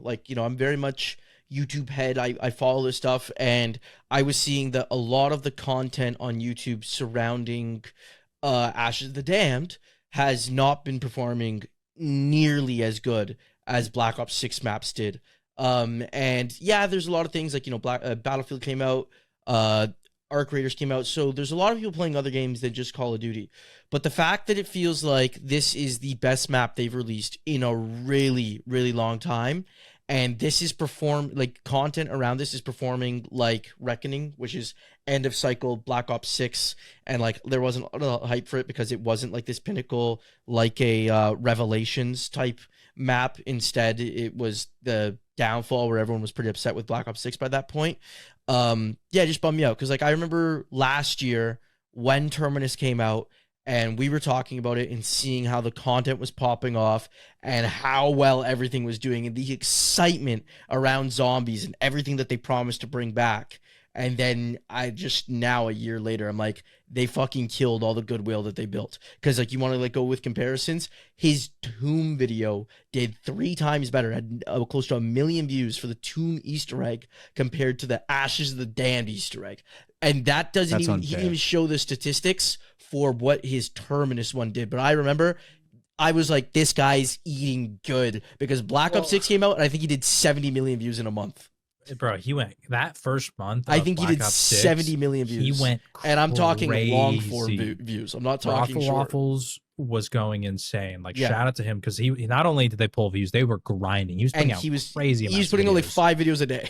Like, yeah, on so many things. But I also think it's partially just not to go too long about it, but it's partially just related to the fact that usually in the COD cycle we have a gap. Yeah, a gap in between. Like it's not just Treyarch back to back Treyarch. So I feel like that makes it feel like DLC even more. Because the mechanics feel the same, the game, like the core gameplay feels the same, and then it's just like a new zombies map. Some of the characters are the same, you know what I mean? Like it's also like the ending of what's it called, Reckoning, literally put us in this spot, and now we're here. Like it just feels, and the Reckoning wasn't even that long ago. It just feels so like just the next DLC map. So yeah, and that's what I mean. Just bums me out, and I feel bad for a lot of people like spending, especially in Canada. It's $100 to buy the base game. $100 back-to-back years is fucking ridiculous. Straight up, if you just don't enjoy BO6 core gameplay, I would not recommend it. It's an expensive purchase for Black Ops 6 DLCs, in my opinion. Yeah, and even though I think it's better than all those maps. Exactly. If you hate the core gameplay, you're not going to like it. Yeah, and with Cursed as well, although Cursed does have some classic elements, it is not a classic mode. If anything, view it more as a mode to make zombies more difficult. But once again, if you don't like the way that Black Ops 6 plays, you're still not going to like it because although it's more difficult, you're still not going to vibe with it. You still have armor, you still have weapon rarity, you still have all of those things that, you know, aren't the greatest. And honestly, some of the relics haven't even been found yet. Eventually they will be. But you know, that's just part of it. They kind of marketed it as a classic mode, but really what it does is just make modern zombies harder, which I guess you could say is a more fun version. But really, it's harder in the way that you're spending your money, not so much the zombies themselves, because the zombies themselves are still really easy. There's just a lot of them. So yeah, I found it harder actually. I've been going down, like I haven't been 100% locked, but I've been going down in ways I'm like I would never die like this in Black Ops 6. Yeah, that is true. I will say Black Ops 7 has been overall, I felt like, more difficult than Black Ops 6. I think they just upped the amount of zombies on Ashes of the Damned. They swing. I think they swing faster too. I don't know. It could be me, but I think they just fucking swing faster. I was like, oh shit, I got hit a lot more there than I expected. Yeah. Okay. Well, ladies and gents, that should just about do it for everything Ashes of the Damned and everything the beginning of Black Ops 7 and the zombie cycle. We're excited. We had a good time. We still got all the relics that need to get found. And so we're going to be looking for those, having fun with all that. It's been fantastic so far to start the early cycle. We're going to throw it on down to a Thanksgiving draft. A Thanksgiving zombies draft. What more could you ask for? Let's take a quick break and let's get to the draft.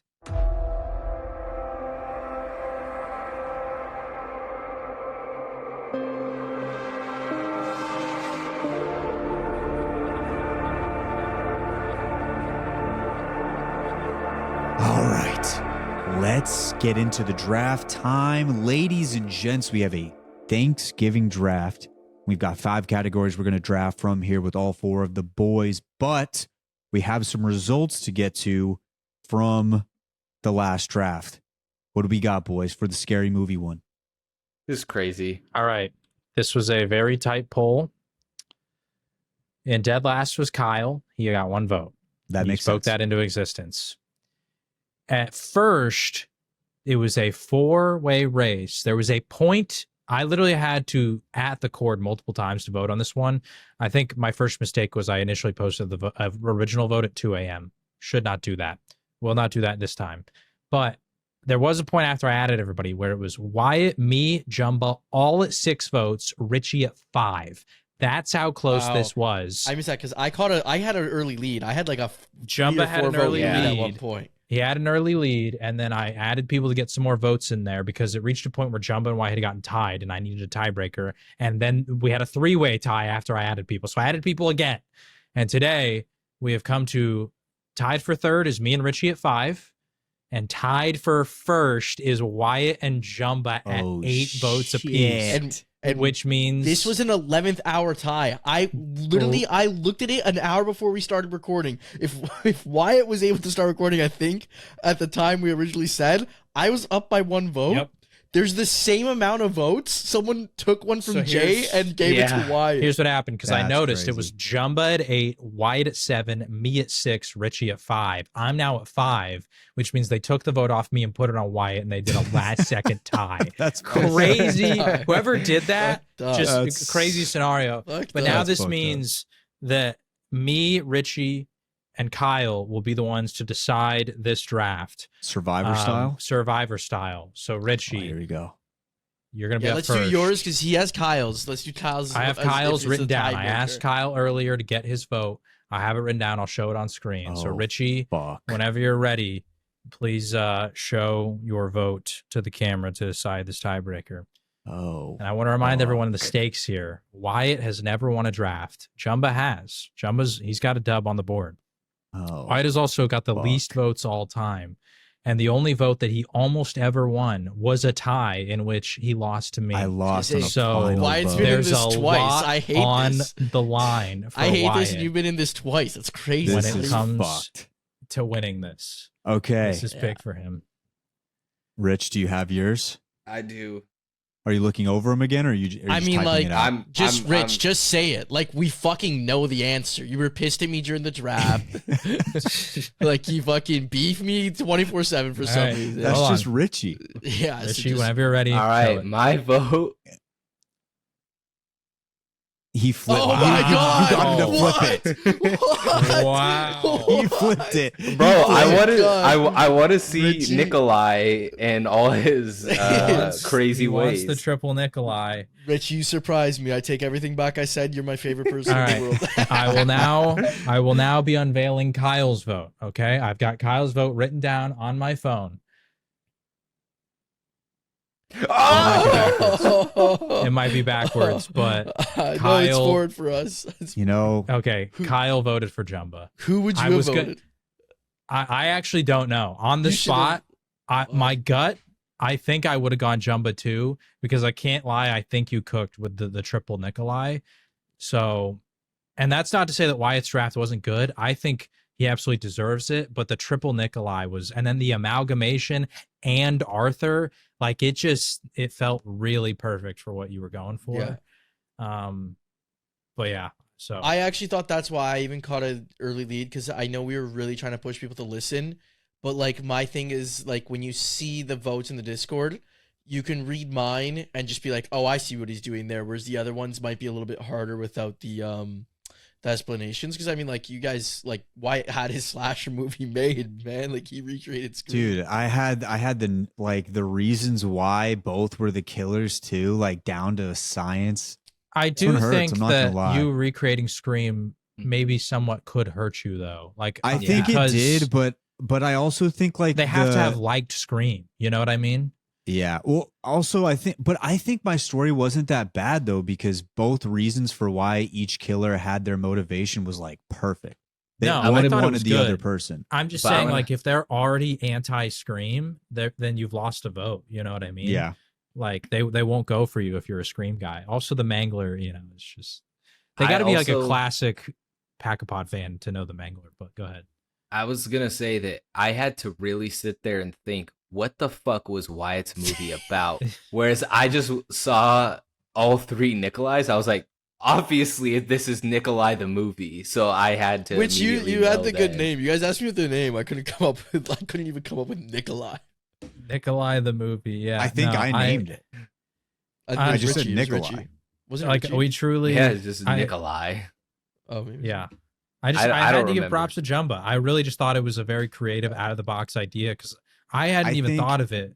You know, I thought about it in the moment when I was, because you I asked did, us. I Yeah. was like, wait, can I do this? Because like But then when you literally asked in it, the I was moment like, dude, wait, he's cooking. That's sick for a horror. The movie. crazy So, yeah. part is that I didn't win with boobs being shown in my movie. I thought you might get a vote. Forgot or about the just boobs a part, victory yeah. off of that alone. Not gonna lie. I Well, thought I mean, so. you didn't get Well, last.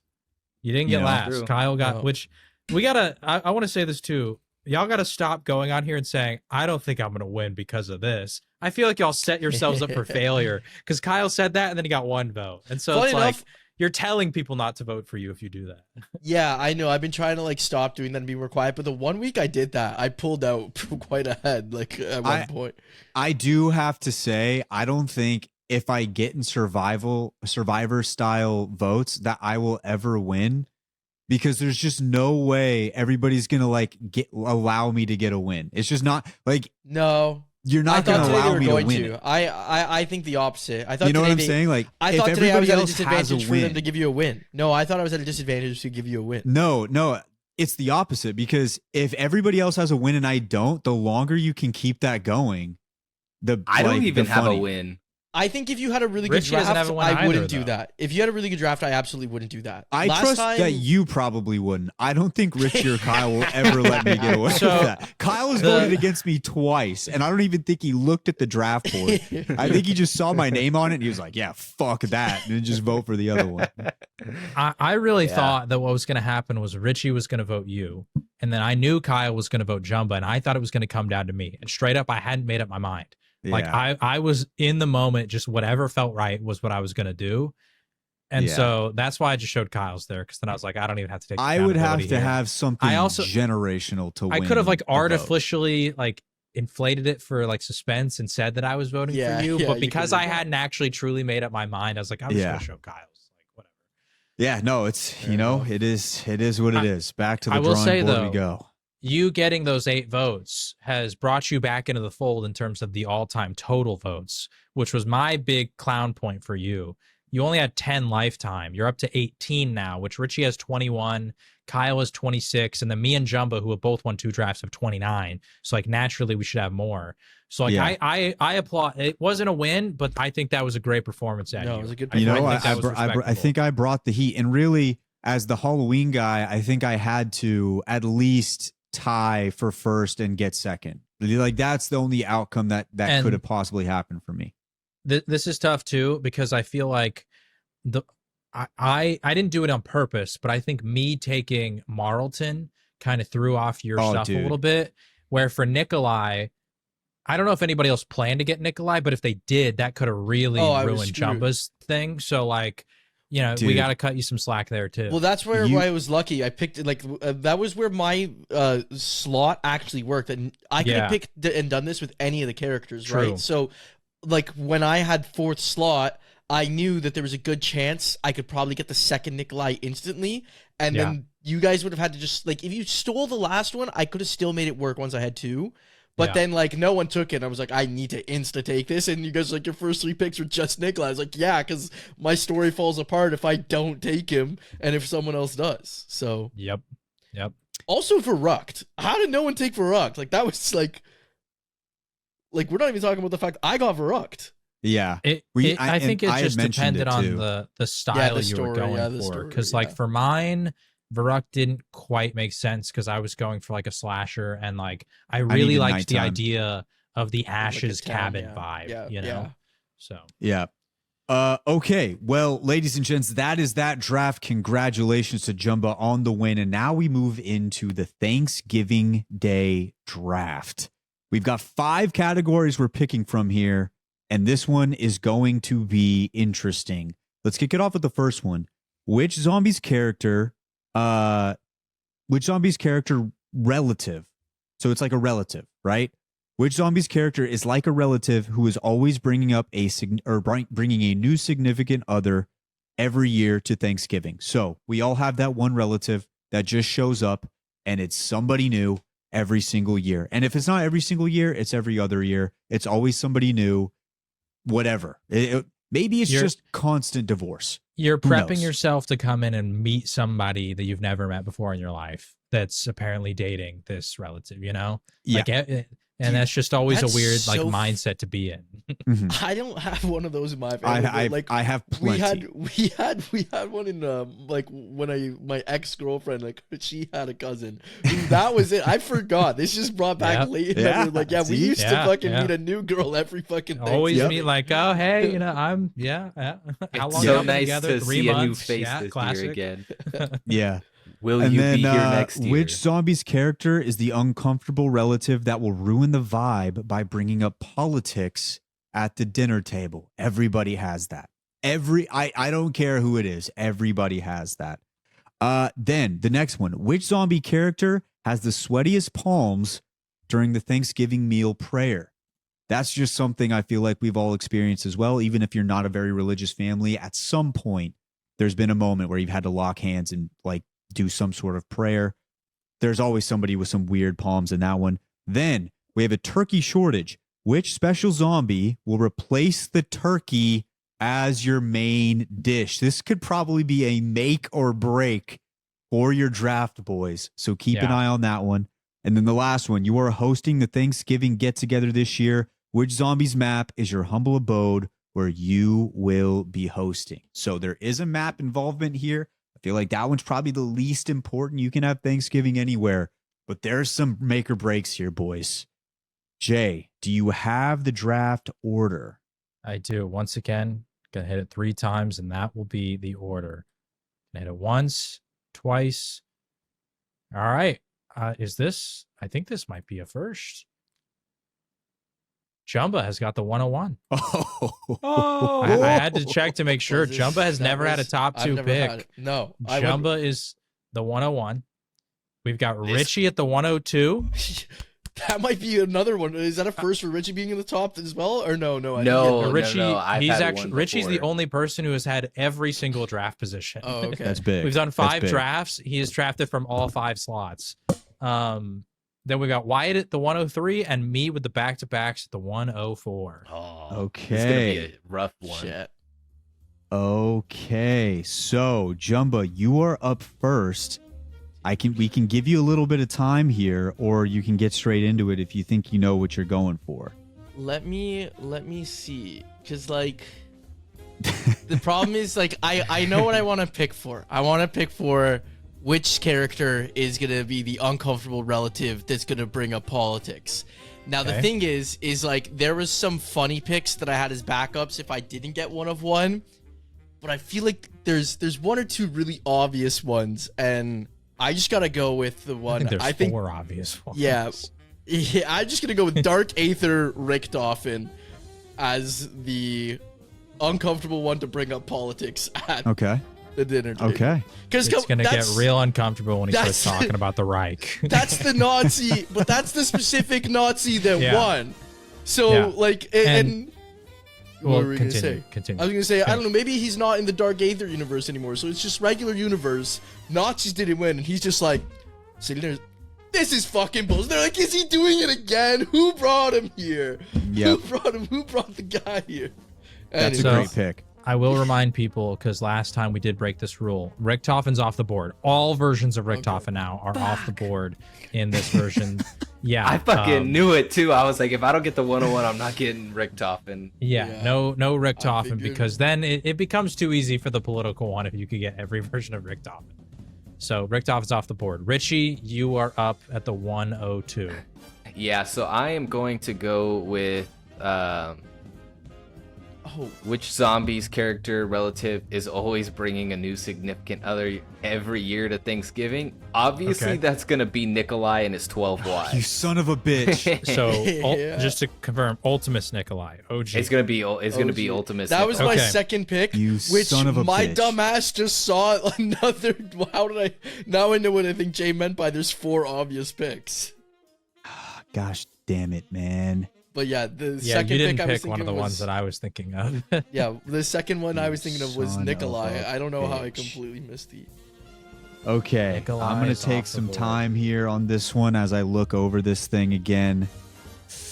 Oh, man. Richie, you really stole that shit from me, bro. Well, I Jumba can't stole believe mine. it. I'm sorry. Okay. It's a savage board out there.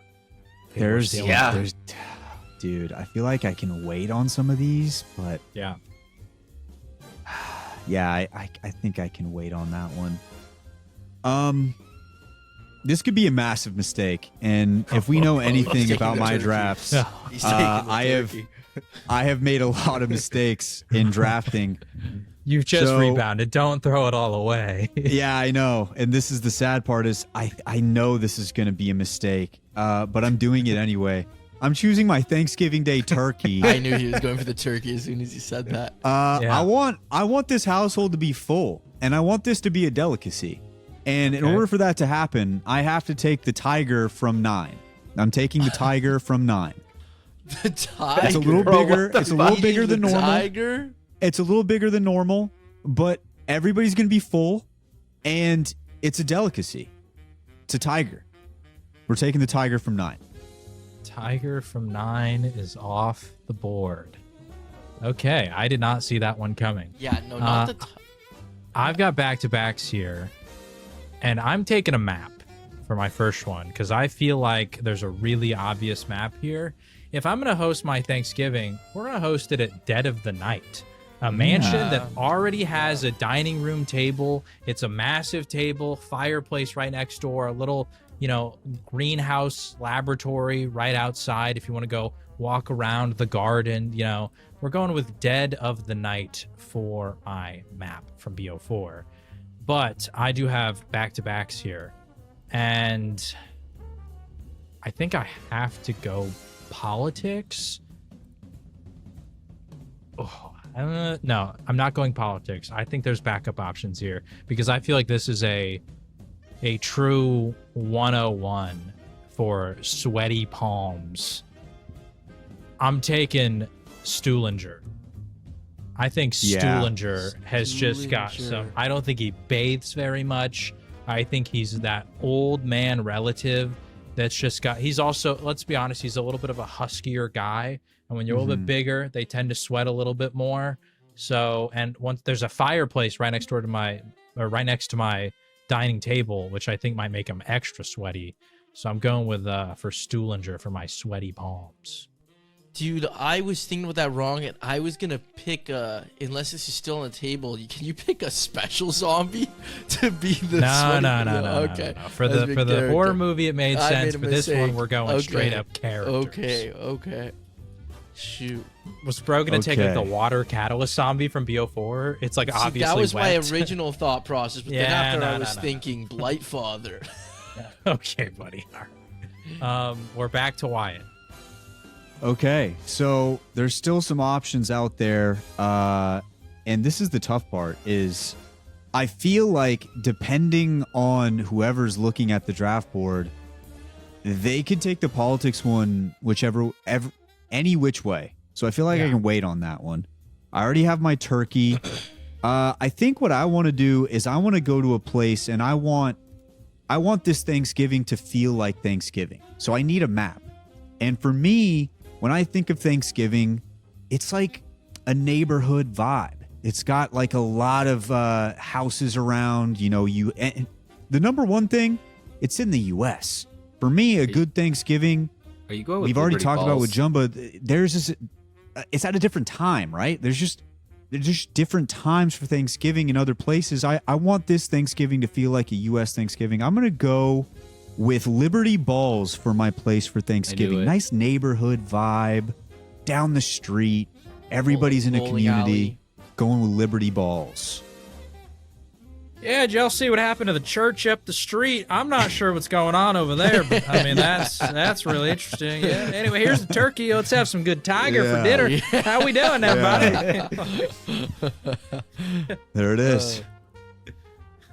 Back to Rich. Back to Richie. Yeah, so next I am going to be taking my politics one. Obviously, I'm going Fidel Castro. Okay, yeah. okay, there we go. Yeah. All right. That makes sense. Okay. Wait, why? I'm just kidding. Why are you taking Well, Fidel, bro? He's into politics. He's So very, I gotta- yeah. Back to back here. So hold on, wait. Let me see. Other. Don't fuck it up because I'm gonna come for your draft, dog. Yeah, no problem. Dude, I'm having tough time with the sweaty palms one now. Let me go with map. So, yeah, I was kind of wanting to go... There's two ways I look at it. Like, imagine having Thanksgiving in, like, the most fucking random fantasy place ever, like Ancient Evil. But instead, I think I'm just going to go with, like, could you believe we're having Thanksgiving here in a fucking castle? And I'm going to go with Horizon Drac. Oh. Because, like, okay. you know, nice. There's a nice dining area in Horizon Drac, you know? Freaking, it's pretty big up there. Hopefully they don't start the Easter egg step. That's a hard part of the Easter egg step in there. But, you know, as long as they just avoid that. You know? Eating a castle for Thanksgiving? In Germany? I'm assuming that's in Germany, right? I think it's Austria. Austria? I could be wrong on that. Hey, guys, this Thanksgiving, we're going to Austria. Oh, wait, They're and then like, my bad. gosh, this It's Jumba me guy is back-to-back. so extra. We're all having to book flights to go to his house. Oh, I don't have a huge family, so like I just go with my family, with 5-6 of us, and then we're good. Imagine my surprise when the dragon just starts fucking chomping at the bit right when the food comes out. That Like, would require fuck. something to die right next to it. So that Hey, Thanksgiving gets wild in the Bab household. bro. kill the turkey right next to it. It comes Yeah. alive. All right, and then after, okay, I'm gonna go with the relative that's bringing over someone new every single Thanksgiving, new significant other, and this guy just feels like a womanizer. I think that they talked about his charm in his description. I picked him for a different one, and I'm gonna go with Diego from the Chaos Crew, Black Ops 4. Okay. All right. Yep. That makes sense. Richie, back to Back you. to Richie. So I'm going to go with the turkey shortage. Which special zombie will replace the turkey as my main dish? This is where I might lose people. I'm gonna be honest, Oh no. because I don't. You can't take I the mean- tiger from 9. I got that one. Yeah, thanks, dude. Yeah, we're gonna go with because the most important part of a Thanksgiving dish is to really ensure that the meat is cooked to an internal temperature of proper health, and safety food standards. So I'm gonna go with something that cooks from the inside, and that's gonna be the Hellhound. You're gonna eat the hellhound. You're eating the Okay. dog, bro. You're eating Yeah. the dog. You're gonna eat the You dog. went for eating the dog. I dog, I thought you were gonna avoid the dog and go for like the fire catalyst, or I think the Stoker's got fire it was in between him. the dog and the space monkey because it was. I'm gonna be you honest. wanted them to Space be an Monkey was animal? my second pick. I thought about it. I just didn't think it could feed a family. I didn't think it could feed a family. Yeah. It's a little bit small. It's a little small. Okay, I'm gonna go with my politics pick. Who would talk politics more than a standing U.S. president? I'm gonna go with John F. Kennedy talking politics at the table. But He making was a everybody president. uncomfortable though. Yeah, he's making everyone uncomfortable. Yeah, I think it's he gonna might. make people uncomfortable. You don't think people Well, like JFK? He's No, gonna. I make would be your uncomfortable cousin's if John new F. Kennedy girlfriend was sitting feel next to very me because uncomfortable. I don't know what's gonna happen if a shot go. I don't want to say it. What if it's- if I'm what if sitting it's- next to JFK, I'm feeling uncomfortable.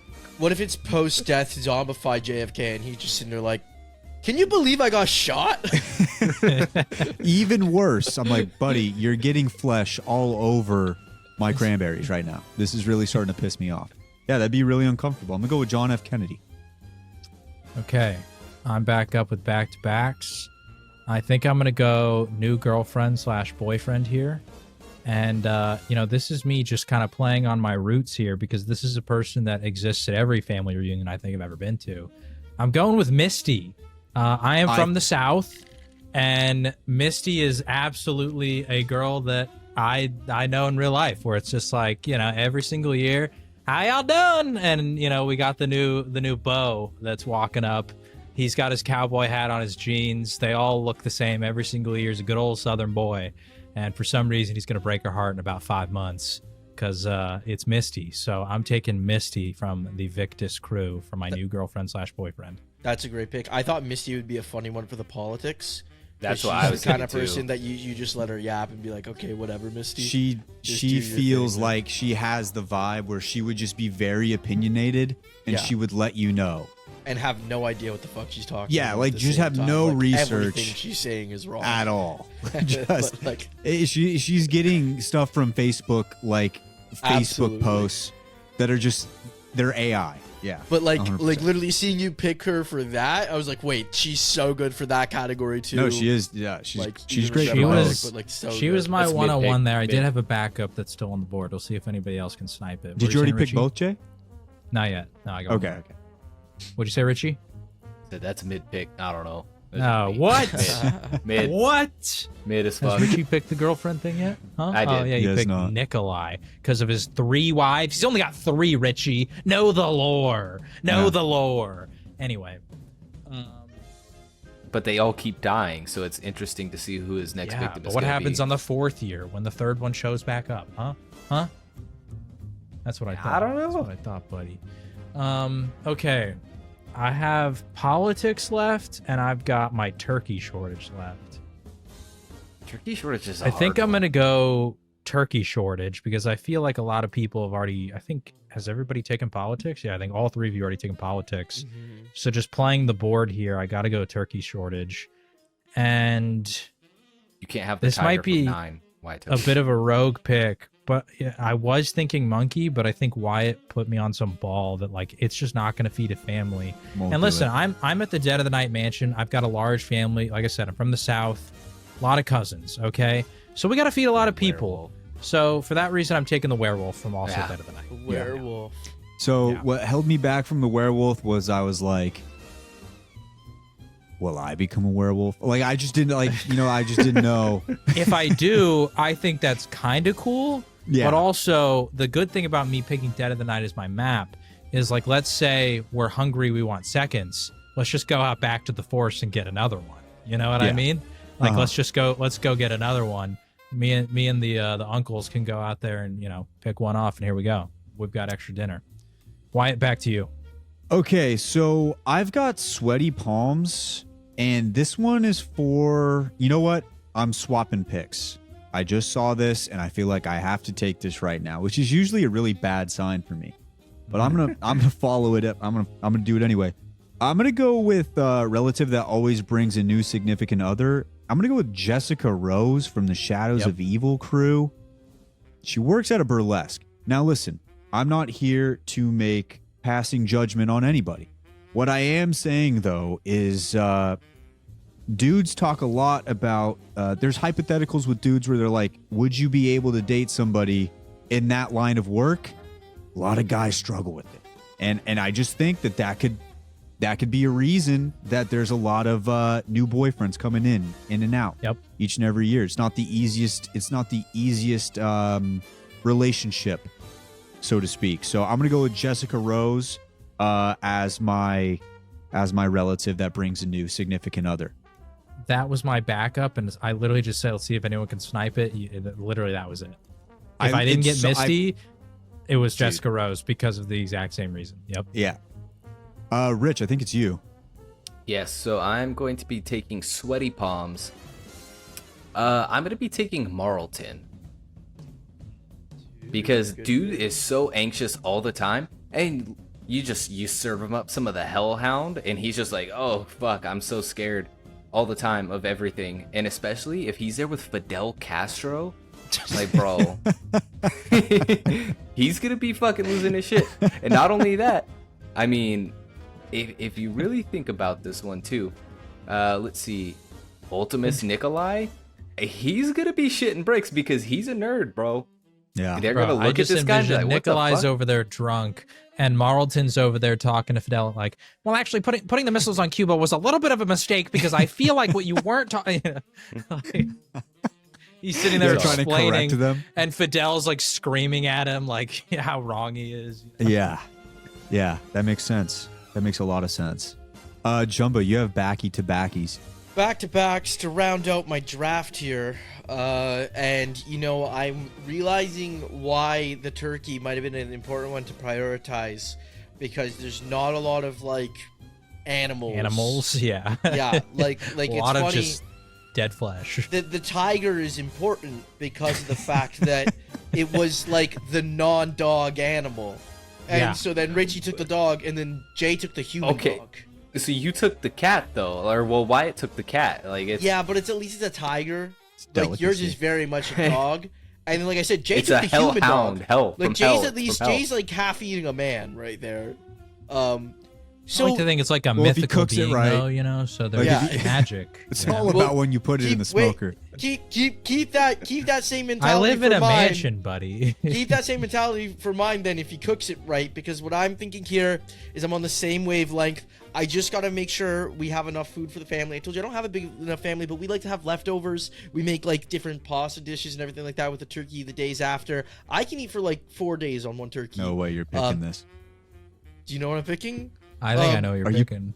Say it. I'm gonna go with the abomination. Oh no, I had the What the- Margwa. The I thought was- the Margwa I too, was which is gonna just an go with the- abomination. But Well, I was thinking the Margwa, but I went abomination because it's even bigger.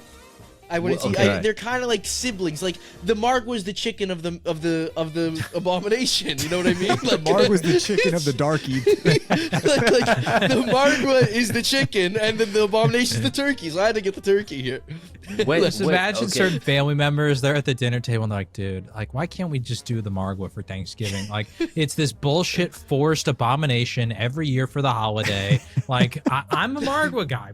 The funny thing is for my family, because again, like because we aren't that big, there's been a couple Thanksgivings where we know like the freaking significant others aren't coming, or like my few cousins are coming. We're like, guys, let's just make a chicken, and we make a chicken because like it's like turkey's too much food for 5 of us. Sure, So yeah. but no, here I'm going for the abomination. If we're going to Austria, I'm making sure at least some of the fam's coming out. So Well, you already know some of them are because we got the Yeah. significant other for one of them coming. yeah. So okay, and then after that, I gotta go clammy hands, and I was kind of thinking something at the same with Rich, where I think it'd be funny if you have clammy hands and a clash of politics, and then like the when I think of the clammy hands guy, he just has to have the persona of like, I just. Going Do I have to grab? Like, do I have to hold his hand? Can I just like hover? And I just think of the intro to 5, and I think of Richard Nixon, and they have to calm him down. So I want Yeah. Richard Nixon at my table with next to a Nazi. Nixon. And then at some point, like it'd be best if we actually seat him next to Richtofen. They have to hold hands.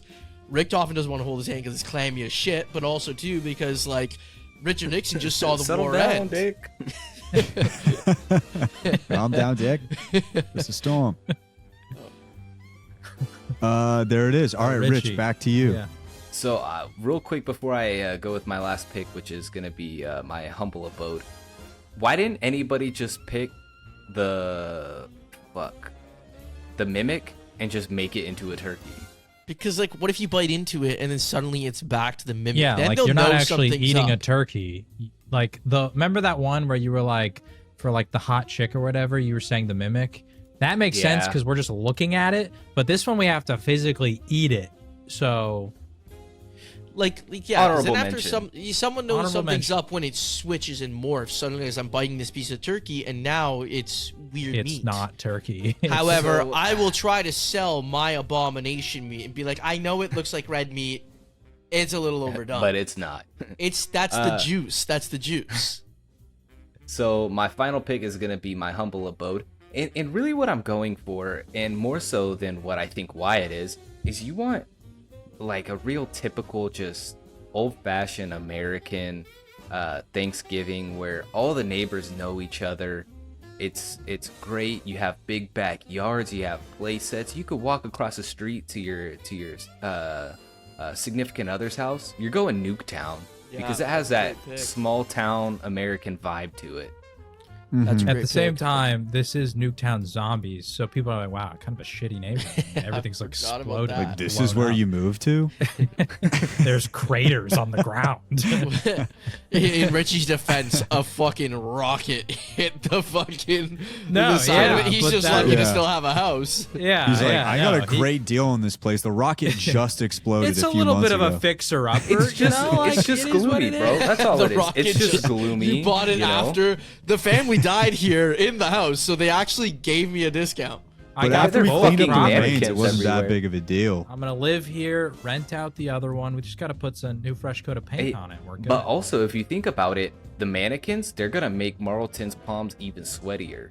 You can be like, what the He's fuck is gonna up be with all getting these nervous mannequins? just sitting next to one. What are some other maps that could have been good? Like Shadows of Evil. I kind of wanted to go. Wait, is everyone done map? Everyone's done map. That's what I was saying. Yeah. This. Yeah. Everyone's I- on map, yeah. I was also thinking Mob of the Dead, because how crazy would it be? Like, hey guys, we're going to Alcatraz for fucking. Bro, I thought Buried could be a good one. I mean, obviously you're underground, which and you're in Africa, so you got to convince your family about that. But like the actual setting itself seems decent. Kino. Kino It's just why a are we movie at this theater, though. abandoned theater? Freaking the moon. How did I not say the fucking moon? Wow. You should go for the Veil? spectacle angle and just say the moon. Yeah, sure. Yeah. Wouldn't be You bad. go for that. You Wouldn't go be for a that. bad play. I thought, Okay. I thought 5 would be an interesting pick if someone wanted to convince them, like, dude, Yeah. we're holding it at the damn Pentagon. Yeah. That's Isn't true. that sick? Like, come on, man. Like, how many opportunities are you gonna get? Okay, so my last one is sweaty palms, and I think I was going for the angle similar to Jumba and Rich about somebody who's a little bit nervous, and that's what makes them sweaty. And really, I think there's only one person left for me, and that would be the Weasel from Mob of the Dead. Not only is he kind of a sneaky guy, and he's obviously planning something behind everybody else's back, he's got the hand wraps on, which I think are just like weird to have in that kind of situation. So I think he's going to have some sweaty palms. I think that's going to be really weird. I also think He's also Go ahead. on the run. he's on the run, and also He low escaped key, from prison. this has nothing to do with the draft. I low key think he's going to smell. I think he's going to smell like really bad. I think if we ever did a Okay, draft yeah. of like, who do you think smells the worst? I Rust think he Man. would like be up there. I don't know if he'd be number one. I think Stuhlinger's might be 101. That guy literally Yeah. eats rotten flesh, bro. and he Like, also just he's he's a just weird disgusting guy. old man. Yeah, but I do think the Weasel might be up there. So yeah, there it is. Nikolai would probably just smell like vodka. He's like the guy that breathes on you and smells drunk. Which also sucks, you know. But there it is. Jay, your final pick. All right, to round out the draft, I've got to go with politics here. I could go McNamara, which feels like an easy answer, but I also don't know. I don't know anything about Robert McNamara's politics, so I don't know. So I'm not going to pick him because I feel like it's boring. This might be a throw. Maybe I should have just gone with the easy, like, oh, he's a political figure, but I feel like the other three are more iconic, or McNamara is just kind of eh. So I don't want to do that. So my two thoughts here, and you guys can let me know afterwards after I've made my selection if you feel like there were any ones that I missed here. But I'm looking kind of at, I could go for the Dempsey war angle where he's like very like one-sided because he's a soldier, but also this is my family, and I think my family's pretty pro-military. So based on the, I live in Texas, so I feel like they would, unless he's like anti-military, I feel like they wouldn't necessarily disagree with him on a whole lot of things. So then I'm thinking like there's like a Scarlett Rhodes angle where she feels like the type to be uber opinionated about almost everything. So maybe she would have some disagreements there. And then the other character that I've been thinking is Godfrey from the Dead of the Night crew. Because he's just an old British relative that I think would be very like America sucks. Like that's kind of the angle he's going to take. And I think the easiest one for me to wrap my head around at my family dinner table would be Godfrey from Dead of the Night. So I'm taking Godfrey. The only one I was thinking Yeah. that could have worked because he definitely has a gripe was going to be Weaver. So I did think about the whole Requiem crew, and I thought about Weaver too. I just can't remember enough about Weaver's lore to explain it well enough, which is the tough part. Like I know he's Russian, and I guess he's anti-government, but he also worked in the government, and it was like Richthofen's the reason that he got out of it. So like I just don't know enough about him to where I didn't want to go in there and then like some Cold War guys are gonna be like, that's a stupid pick. Yeah. So I don't know, maybe. I was But, thinking yeah. someone from the Mob of the Dead crew. They being in prison, they're just gonna hate a lot about the justice system and probably keep bringing it up. I thought about them too. Yeah, like they're all like The- mobsters the, too. the type of guy that likes that movie with Gerard Butler. Oh, it's About like Well, it's law-abiding good. citizen. law-abiding citizen. I love law-abiding citizen, and I'll tell you that because I have family members who are like that. Like just like love law-abiding citizen and talk about it because it's about how the justice system sucks. Which I actually like the movie too. That's not a point against the movie there. But yeah, there's that. Godfrey, I think for your explanation works best though. The funny thing to me is you've recreated Dead of the Night now though. Yeah, you have. I do have. 3 Dead of the Well, Night picks. Don't you? I do have 3 Dead of the Night picks, but I feel like my other 2 are also very strong. And also, I feel like Dead of the Night is just like low-key a goated map for this. No, Like the map itself is. works. I wasn't gonna go werewolf. I actually wanted to go tiger, and then unfortunately Wyatt was a pick ahead of me, so I couldn't go tiger. Would you have gone 1-4 at Tiger? I would have been 1-4 or 201. It was one of the two. I was Okay. gonna go Dead of the Night tiger, and that's why I thought about going the 201 with Stoolinger. I kind of had to like fix it on the spot because that's what I was not Had the expecting to happen. hellhound. So. No, I'm not convincing my family to just Yeah, I'm eat not- only a dog. Can't Like a convince me to werewolf, eat I a feel like I dog. can convince it. A straight up dog, like we're dog people, so I feel like they'd be like, "Hell no, I'm not eating that dog." What But are you it's talking from about, hell, bro?" bro. It's fine. Yeah, but when Yeah. you kill it, it's just a dog at that point. Like they don't know that it, where it came from and all that shit. Like Yeah. That's they're why like, you "What am I show eating?" them. You're That's why eating you a show dog. them, hey, look at this fucking hellhound. I'm gonna kill it and we're gonna eat it. I don't think that would work very well. I'm not gonna. At least a Okay. werewolf, I could be like, "It's a werewolf. It's gonna kill us." So we kill it and we eat it. All right, let's run through the picks real quick. Jumbo, your first time at number 1. Let's run through your draft. Sorry, excuse me. Okay, yeah, so I got Dark Ether Richtofen as my character that is gonna ruin the vibe by bringing up politics. He's straight up a Nazi from a time where they won. I don't think that needs much more explanation. Then after for my map, I want to bring us to Austria, eat in a very nice castle in the big giant dining room. So we're going to Reisendrach. The person, the relative that is going to be bringing a new significant other to every Thanksgiving is going to be Diego Nicelli. I mean, he's Italian. Just look at him. Handsome dude. Womanizer. Probably fucks. not the greatest guy. Yeah, he might fuck, but he's probably, like, when it comes to, like, how he treats women, probably not the greatest. He's probably dumping them constantly, manipulating, probably dating 2 at once, and we don't even know. Or maybe we do know, and they both, one came to Thanksgiving, one came to Christmas. Anyways, and then after, for my, where's my next pick down here? Where's my name? By the way, Okay, he's there, yeah. Mexican. Oh, he's Mexican? Oh, Yeah, I thought that was. I just searched it up. He's Mexican. I thought Nicelli Wow. was I guess it's an A after. I thought it was an Italian last name. Then our turkey replacement is going to be an abomination. I'm going to make sure we're well fed. There's going to be lots of meat. People can take leftovers home to their houses. I'm just going to make sure that I cook it really good. Give it some, that's the juice. And then lastly, Sweaty Palms, Richard Nixon. He's just the guy that your little cousin's going to be sitting at the table going, I don't like him. Just because he's got something going on up there in this moment, and yeah, and also too, I think he would also make it even more awkward with Richtofen there if he's there. All right, Rich, you're up. So, starting off, I took Nikolai as my vote to who's going to be bringing a new significant other every single year to the holidays. Because he's been married 3 times, and not many women can put up with his drinking habits, so you know that he's going to have a pretty high turnover rate as far as significant others. Yeah. And then next, the person to just make you so uncomfortable when you're sitting at the dinner table talking politics, Fidel Castro.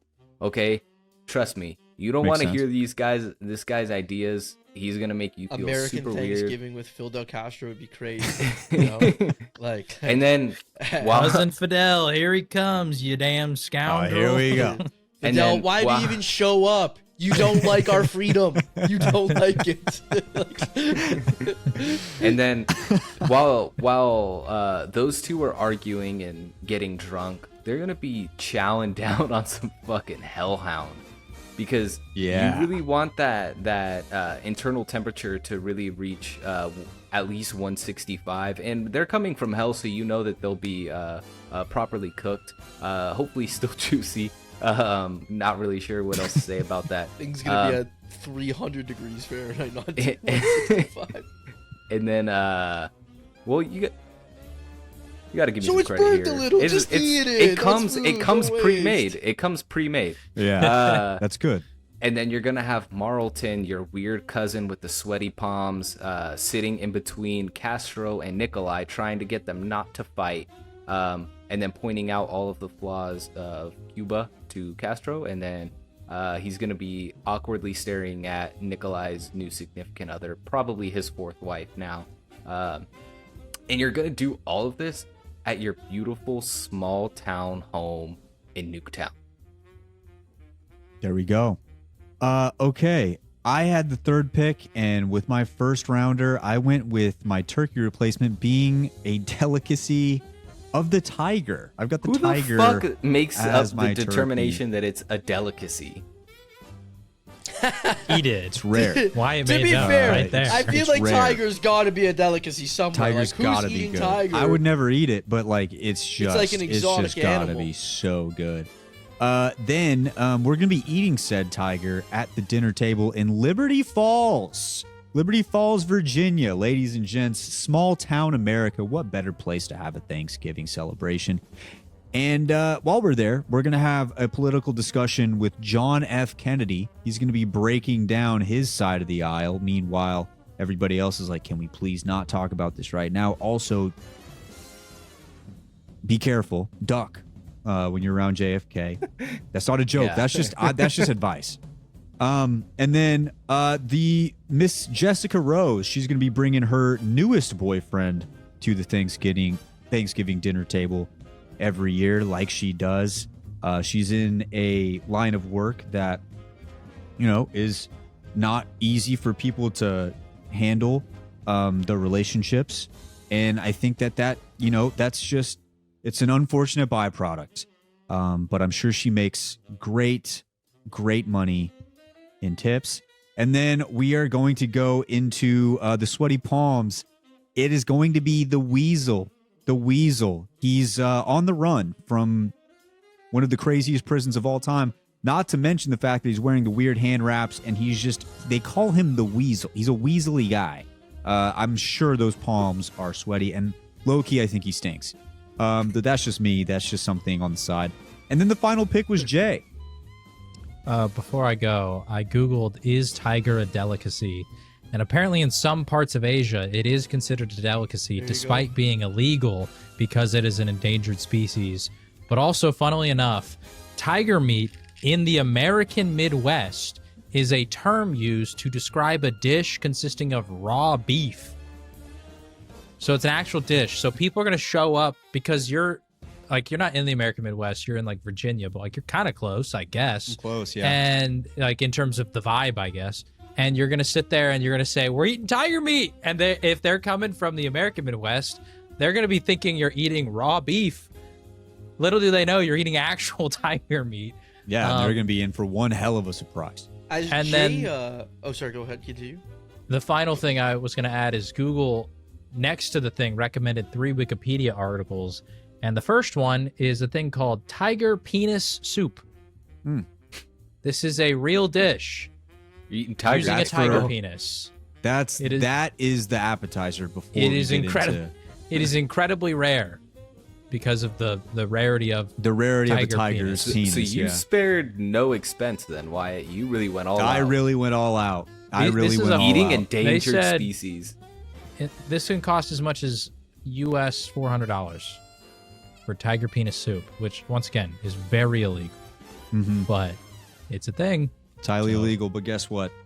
Land of the free, home of the brave. Jay, your picks. Very illegal here too. What were we gonna say, Jumba? Well, go through your picks, and I'll say it when you go Okay. through them. Yeah. All right. So for my draft, we started off with the map. We will be going to Dead of the Night. I live in a mansion. I work hard and I deserve to show it off. So the family, we're coming to my mansion. We've got a lot of rooms for all the extended family to stay in. And we've got a large dining hall to fit everybody and to fit our massive, turkey replacement. But the first relative that we have showing up to the mansion is Stuhlinger. He's just a disgusting individual. Honestly, I think he's disappointed that we're eating werewolf. He was hoping for something a little bit different for the turkey for replacement. tiger penis soup. Not even that. He was just hoping for almost every option that we did not want to pick for this draft. And so, he's gross. I don't think he washes. I think he's just got sweaty palms. He's a little bit of a bigger guy, so he sweats a little bit more often. And he's just a disgusting, disgusting individual. So he's got the sweaty palms. Misty will also be showing up every single year with her new boyfriend. It's pretty self-explanatory. Like I said, I'm a Southern guy, live in Texas. I can very much relate to the Misty archetype of the cousin Misty that's going to show up with her new beau. Then for our turkey replacement, we've got werewolf. Like I said, we can go out back and we can just get a new one in the forest anytime that we run out. And it's going to feed the whole family. We've got a lot of meat to work with. And we just have to, kind of tell people that it's a mythical being. So eat it. And then for the political one, we've got our good old British Uncle Godfrey.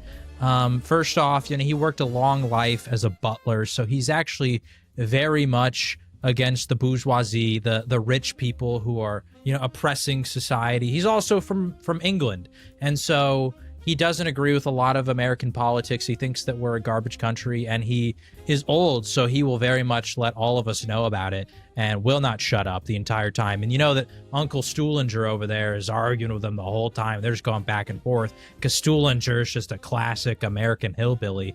That's just, they're going to be arguing all night long. So that is my Thanksgiving draft.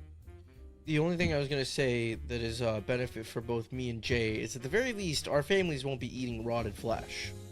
There is True. that. Like, our turkeys were living beings, not undead animals. Well, I guess the Well, tiger still is an alive, bro. undead tiger. It's not just a tiger. It's but it's well, it's the a thing is, zombified tiger. though, It's a zombified tiger. it is a werewolf though, and so Yeah. aren't these all So it's also Why zombified? is everybody coming at my No. werewolf? No, huh? no, the Nobody the wants to werewolf go is with a the werewolf. abomination. The werewolf's a werewolf. No, the werewolf's a werewolf. It's alive though. It's living. It is. And then yes, an mine's alive an werewolf. abomination. Mine might be an alien, but it's not zombified. Yeah, It's but they're just gonna an look at this and say, "Yeah, this is a fucking abomination. I bet Why it's are we red eating meat this in shit?" I bet it's like red meat. You can, It might be like red meat. you can bet that it's red meat, I've but heard, that doesn't make it red meat. I have. Here's the When thing.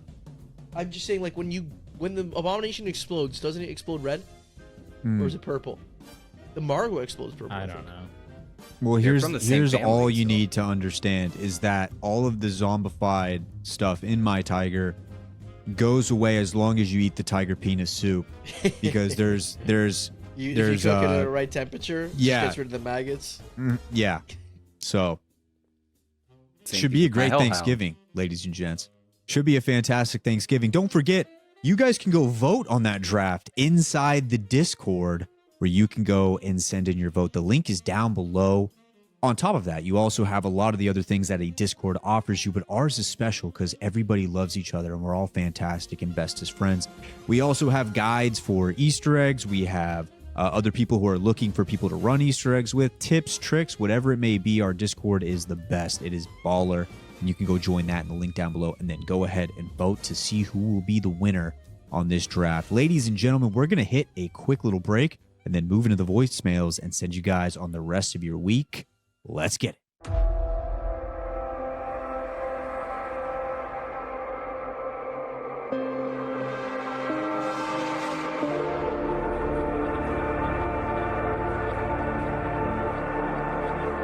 Okay, ladies and gents, let's round it out with the voicemails here and send you guys into the holiday, if you're American at least, the Thanksgiving holiday, for all of our Canadians out there. Anybody, who's Canadian. Let's get into the first voicemail here. We got JVJ. That's what it says. Ooh, JVJ. I like that one already. Let's see. Okay. I want to clarify a few Okay. things. One, if I actually rage baited you, it was not intentional. That is all natural. I do apologize. Just like Brian. I do actually feel that way. Those aren't just, I'm not spouting bullshit. I do think Advanced Warfare was better than Black Ops 3. And I do think Black Ops 2 is better than Black Ops 3. You think that. However, I'm going to admit, because I feel called out by Wyatt, I am one of those dudes that got stunted at Black Ops 2. It wasn't my fault. I got caught smoking weed the year Black Ops 3 came out. I was grounded. I was not allowed to play Well, Black now I Ops feel 3. bad. Yeah. I missed out, and then because of that, I missed Black Ops 4. I got into Advanced Warfare.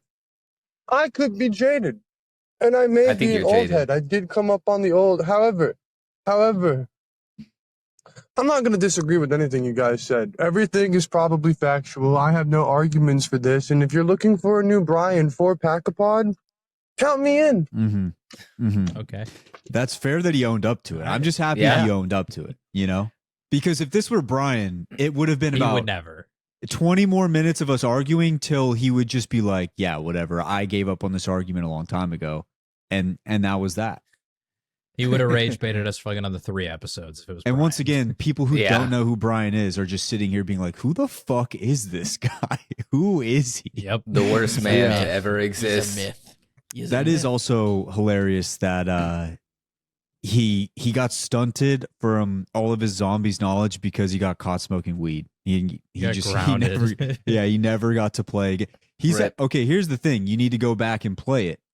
You have to go back and play it. I'm telling you, if you like Black Ops 2 like you said you did, this one's going to be good because I have Black Ops 2 and Black Ops 3 very close, but for different reasons. I think there's reasons why Black Ops 3 is considered one of the best of all time, if not the best, and Black Ops 2 as well. So really comes down to your personal preference.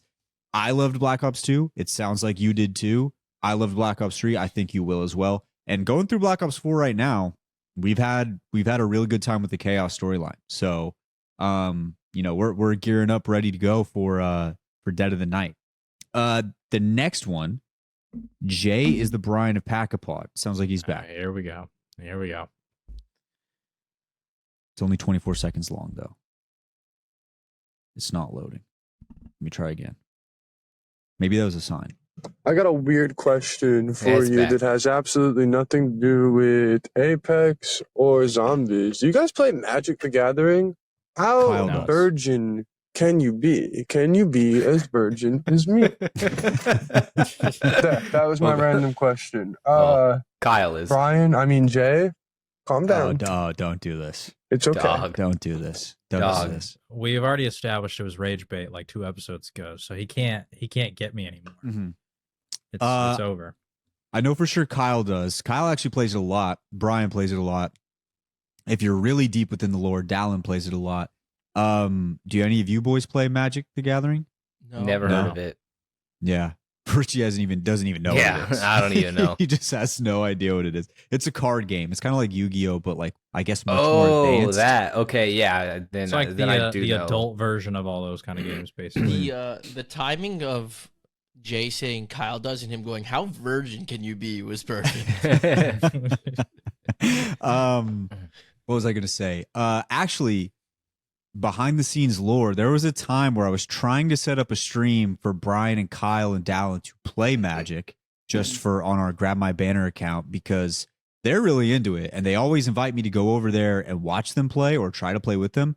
I'll tell you what, when people try to give me rules to a new card game, table game, whatever it is, my mind goes blank and I just can't do it. Bro. Other than like the very simple ones, I can't do it. I relate. I need like the baseline. Like when I start my turn, just tell me what to do so I can learn like as I Yeah. go. Because if you try to explain every little nuance ahead of time, I can't do it. Yeah. Especially those card games. Those shits are really complex. Mhm. Like the game Catan, we always usually like do like a practice run through first, which is funny because I've only played like 4 times, but one practice run and then I'm crushing people right after that. So fuck all of you, basically, is what I like to say. Yeah. Yeah. We kind of tried to Whoa. give Jay the rundown on I said deer all of hockey beforehand, and then he was like, just fucking, let's just play and I'll figure it out. And then he won Then the he game. wins. Then he wins. Yeah. So that's that's just how it is sometimes. So That bullshit. quarter right there. Oh my He kept god, the is it quarter. there, That's eh? the quarter. He kept What the a cor- quarter. Here's the thing, though. You didn't get to play against Richie. That And It's that true, adds in but a whole new fold. I didn't Are get to you- play against Richie. Also, some people said it wasn't a sanctioned game, which I thought was BS because I literally asked y'all how to win, and y'all said you don't. You just keep going. Like, Yeah, okay. sanctioned Are game There's is you- 3 definitely a beers. winner. Are you That's insane, what Richie. Rich? That's what they told me. So That's I feel like if bullshit. Richie was there, maybe we could have had a real, established format. But apparently not. Anyway, I did win, but there you go. Are you insane, Because Richie? You good? I'm pretty good. I'm not gonna lie. I have some skills that pay bills. But normally, so like, okay, this whole it wasn't a sanctioned game bullshit. You play the sanctioned game, and then if you want to get fucked up, you just keep playing. But it's always a sanctioned game. So, So- this I bullshit. think kind of Yeah. both We did happened like the to us, though. opposite. We just played, and then at some point they're like, "All right, after We this gotta go to one, bed." your next drink, that's it. You're Yeah, done." Yeah. because it was Typically, going the too long. sanction game is 3 beers. Once you're out of your 3rd beer, you're out. Yeah. And then it goes down to the final 2. And then there's one person who spins for the final 2. And you just go that way. But when we were in New Orleans, we just played. And we just Yeah. kept going and going and going. And that was that. I lost on a beer that was just too cold, and I couldn't chug that. It was just thing was freezing after. I hate and to then, see it. Burke took me out. We've thrown so many names here that the zombies. Who the hell's Burke now? Where did this name come from? We have Burke. We have Brian. Who's Dallin? That guy. Yeah, there's Yeah. there's a Sure, lot of they didn't names even know being thrown. Dallin actually. for All the zombies heavy guy. white names. I'll just the heaviest white person names of all time. Next one comes from John Quincy Adams' Xbox burner account. Okay. Hey guys, love the podcast. Thank you. My idea that I would love to hear you guys do is a zombies Monopoly board. And I think it'd be really interesting because not every zombies map would be used. And you would get the worst of the worst as the least valuable property / maps, and then the most valuable maps, which I have an idea of the 2 most valuable maps that you guys would pick. And then all the things in between, like instead of go to jail, it's go to transit, Go to Tomb. play Vanguard, have Wyatt do your draft for you. Oh, there we And then go. the cards that you pick, like the community chest. I maybe do like 5 or 10 cards of like, this is a punishment. You have to do this, and here's a reward. You have to do this. I'm not really sure, but I'd love to hear your guys' take on that. That's Thanks go a lot. da- Love the podcast. You That go sounds like down. a You've really good lost all your draft idea. perks. He said, well, I feel like that's more of a discussion because like, what are we gonna do? Yeah, maybe Draft, like, maybe we spots? save this for a future episode where, and I'll write this down so we don't forget, where we like collectively build the board. Build the board. Yeah. So we don't just like throw some bullshit out right now on the spot. Like we actually put some time into it. Because I'm looking at the Monopoly board. I mean, there's like a lot of properties on there. I Yeah. was Bro. the only So- thing I was curious, like real quick, is he said like he thinks he could guess what our 2 most valuable properties are. I feel like your There's only boardwalk, one your park easy place. guess. The easy one that everyone's gonna say is Origins. That's Yeah. probably like your boardwalk. What's Yeah. the park place? Mob. Horizon Drac? So- Mob? Based on our last pod Die Rise? rankings, I believe it would be Gorod Crovey was actually our number 1 ranked Crovey. collective map. We still got to get And then Richie after deep that- into Gorod. After that was Mob, then Darius, then Buried, then Horizon Drac. So like, I mean, once again, Origins was only ranked 6th because we had certain people that were really bringing it down. But I feel like at least for the Sue fact me. that 3 of us had Origins, that's got to be Boardwalk. Like Yeah, a that's majority of the podcast agrees it's the go. I think I've moved it up to 5 or 6 since I've done my replays too. So that would I move think I've it way actually up. Sent it further down. No, you don't. didn't even Don't replay do it. this. Yeah, you no, piece of that's- shit. I've said Um, I think I sent it down though. And I think I've boosted others. But Really? yeah, Well, I don't mean, know. let's save that because Yeah, we're we'll gonna talk do a about map that another ranking at day. some point. But I don't know what Park Place would be collectively. If we went on that, it would have to be Gorod Crovey, Gorod. Yeah. based on that was literally our number 1 ranked map mhm. collectively. Interesting. But I feel like with Park Place, you could make arguments though. Like I would hear out of Darius because of the iconic factor. You Yeah. know what I mean? Yeah. Like I would hear that out as being like the most valuable And of the properties. that makes sense because if you did that after, and then if you like the greens are like the next most valuable. We'll talk about this another Uh-huh. day, but this is something interesting. Like you could take the Black Ops 3 maps that everyone does love, the Shadows, the Gorod, the Horizon Drac, and then that's your Monopoly. You get your 3 top BO3 Right. maps there right there at the greens. So Or what's like whatever like you could also do like the statistically best landed on spot might be though, something like that. Anyways, Yeah. Yeah, I I think we like should that save idea. that though and do like a full on thing because I think that's That'd be actually a sick. cool idea. I like that idea. Next one is I fucks with this map heavy. And I think that one is Ashes of the Day. Yeah, 13 hours ago. So this should be a brand new one for the new. Well, I've spent the weekend He's- playing the he's new back, Call our of Duty boy. Black Ops 7 Zombies. And I'm just going to say, as a child, as not as a 12, 13-year-old boy playing Transit, this was everything I ever wanted Transit to be. And I'm just putting that out there. As far as this map is concerned, holy fuck, boys. I'm having so much fun. More fun than I thought was actually possible on Zombies anymore. This could compete with most maps I've played in my days. Holy shit. I'm having so much fun. The setup isn't even that. Fuck the Easter egg. Just the map as itself. Holy wow. I'm just in wow. what do we It call just this guy? feels Oh, like let's they see. heard all of our complaints and they were like, oh yeah, fucking watch this shit. Now, he does have a part 2 to this. Play that real quick. And then I'll break it down on a level to where it actually, the vibe is there. That's a check. The actual map keeping me entertained, keeping me busy. The fact that if I am bored, I'm just chilling at the farm per se. I'm going to hop in Tessie and drive over to exit 115 and chill there for a bit. The ray gun is on point. They finally made the ray gun a usable weapon again. I'm fucking with most of the guns in this game too. The biggest problem with Black Ops 4 or 3, it was 3, the guns. But the guns in this game, fuck. The full auto shotgun double pack with I a love that fucking, gun. not even double pack, dude. If you get that thing to tier gold, like, granted, they didn't make the game that much harder. They made it feel more pressing, I guess, to get things done. I'm not even feeling that pressed, honestly. Maybe it's because I'm popping hidden powers and getting guns the first time I need them, so I'm not spending a bunch of salvage or money to get what I need, but still. Holy shit.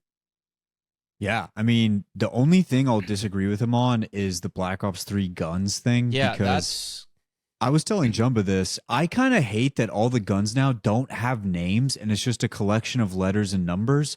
I kind of miss the old days, man. I kind of miss when you could say Commando, The Galil, and that shit meant something. Dingo. That meant they something. just they don't have memorable names. Like they have names Yeah. and everything like that, but nothing's memorable.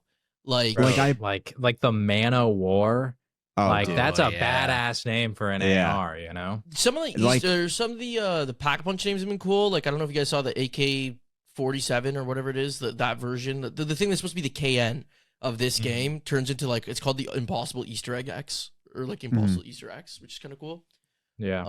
So, I was what were gonna you saying? ask you real quick. Is it possible that this guy is still high from Black Ops 2? He Well, might be. So Could be. Jumba Sounds- asked, "What do we call him?" 'Cause, I like- realized because I sent this thing about we didn't have any voicemails. He had sent 4. He said in the Discord I sent 4. So putting 2 and 2 together, his name on Discord is Shimon Master 420. Okay, so Yeah, Yeah, so definitely he's high as 100%. fuck. Yeah. Uh-huh. He's high as fuck. So that's our guy.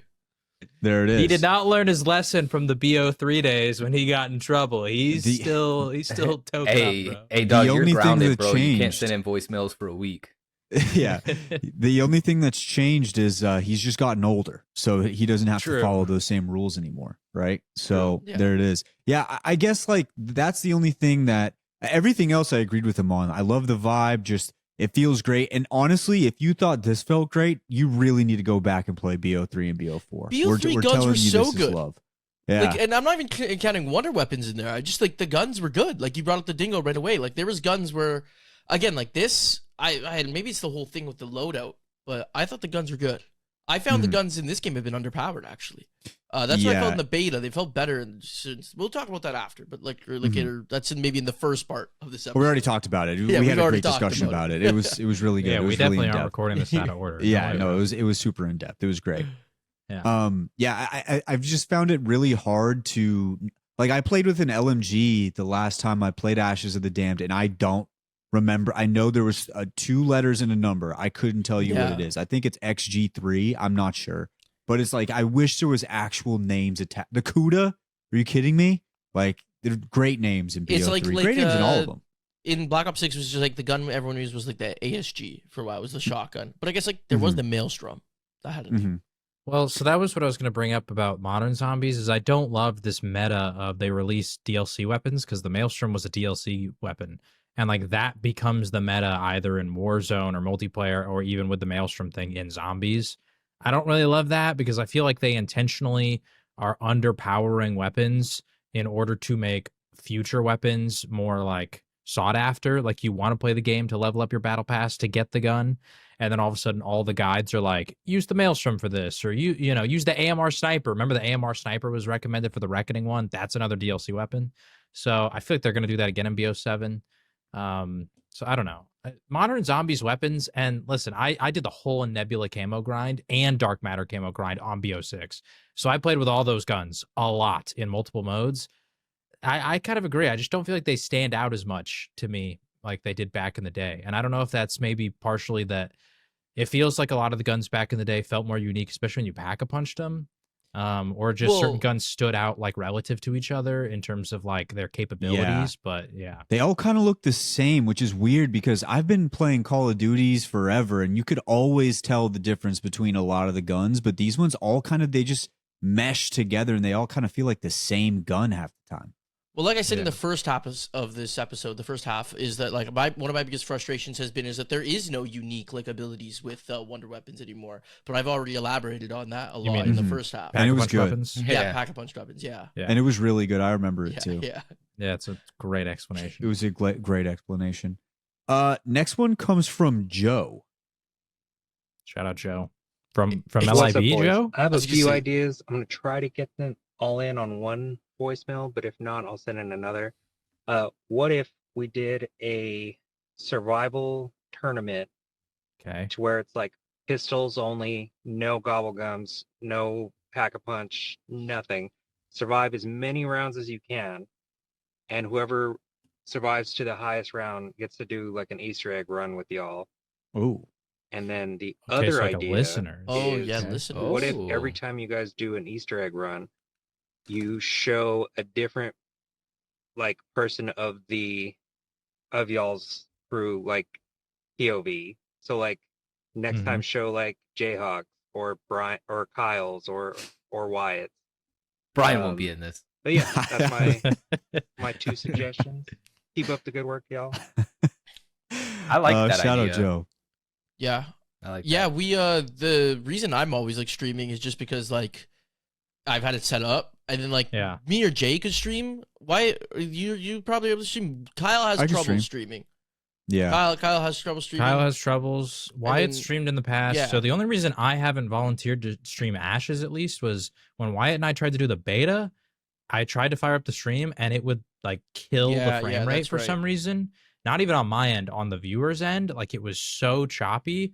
And I don't know how to fix that. My game tells me that I have to do like the update BIOS thing, but it lets me play because my BIOS is updated. I've had secure boot and TPM 2.0 on like since I built my PC. So I don't know what that's about, but maybe that's what's causing it. I'll try to fix it. And then maybe I can like for at least BO4, I can probably just stream the next one if they want. Yeah. But The I thing do is, I we do do record record them, all yeah. of my POVs, and I didn't realize this actually. I thought the playlist was public, so I upload all of them unlisted, and I've put them all on a playlist. And the playlist itself was privated. We can maybe talk about this after, but maybe we can send y'all the link to the playlist if y'all want to go back and watch a lot of our old runs. Because literally every single Easter egg that we have done that I've recorded, which is I think almost every single one except for like Ascension, might be one of the ones we don't have. Yeah, we don't have is Ascension. is uploaded on there. So, and it's got multiple people's runs because whenever we play, I'm recording. Usually Wyatt records, Jumba streaming or recording. So Yeah.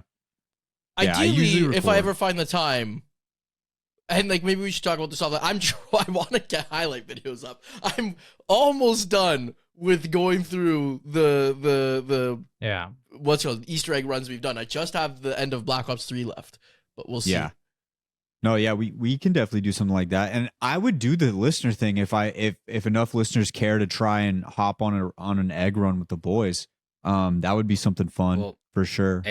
And so what I did like this past weekend, just because I had a lot more free time during the day, I went into the chat and whoever happened to be online, I played with them. I want to say it was, I don't even know their names, but I know in the Discord it's like Voidwalker29 or something like that. And then we played with Ideal Pineapple.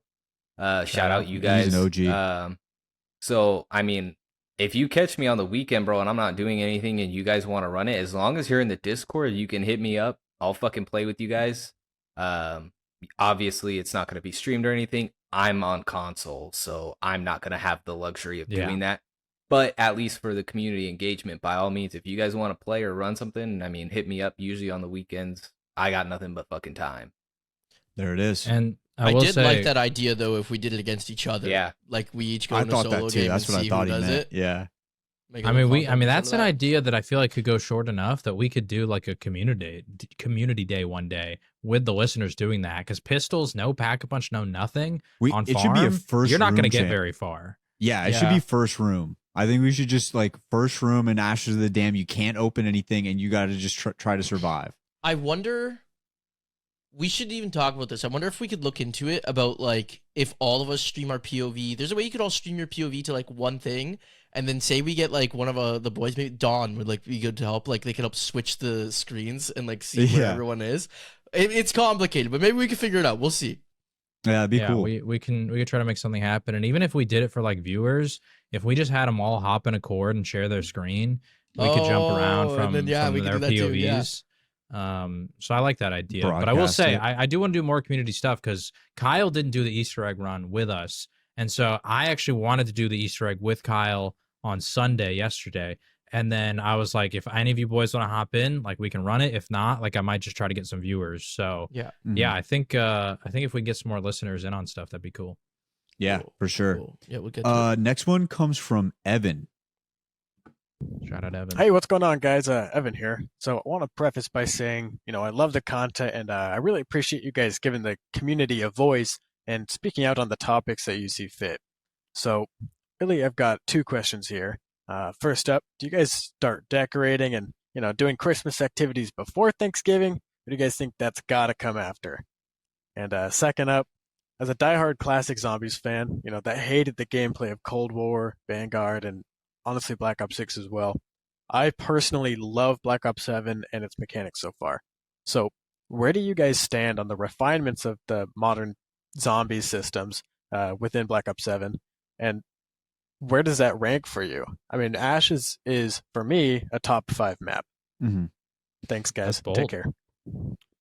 Okay, who wants to start off with this one? All right, so I'll start with Yeah. the Christmas. Are you putting up Christmas decorations before or after Thanksgiving? I got a pretty easy answer. Thanksgiving for me is like mid-October. If I started putting up things before, people would be like, Halloween hasn't even happened yet. So me, it's always after Thanksgiving. These guys are gonna have to start Canada. asking questions in the American version and the Canadian Canadian version. Yeah, you just it's not throw gonna an work A. out. It was hard for me to understand. Throw an A at the end, and then I fully get it. Then he'll know what you're saying. For me, you'll know when I do it because every year I actually put up some garland on the shelf back there with some lights and stuff to be very festive in my room. But I am a post-Thanksgiving guy because that's just always what my family did. Like my mom would like somewhat decorate the house with like, some Thanksgiving-ish type stuff.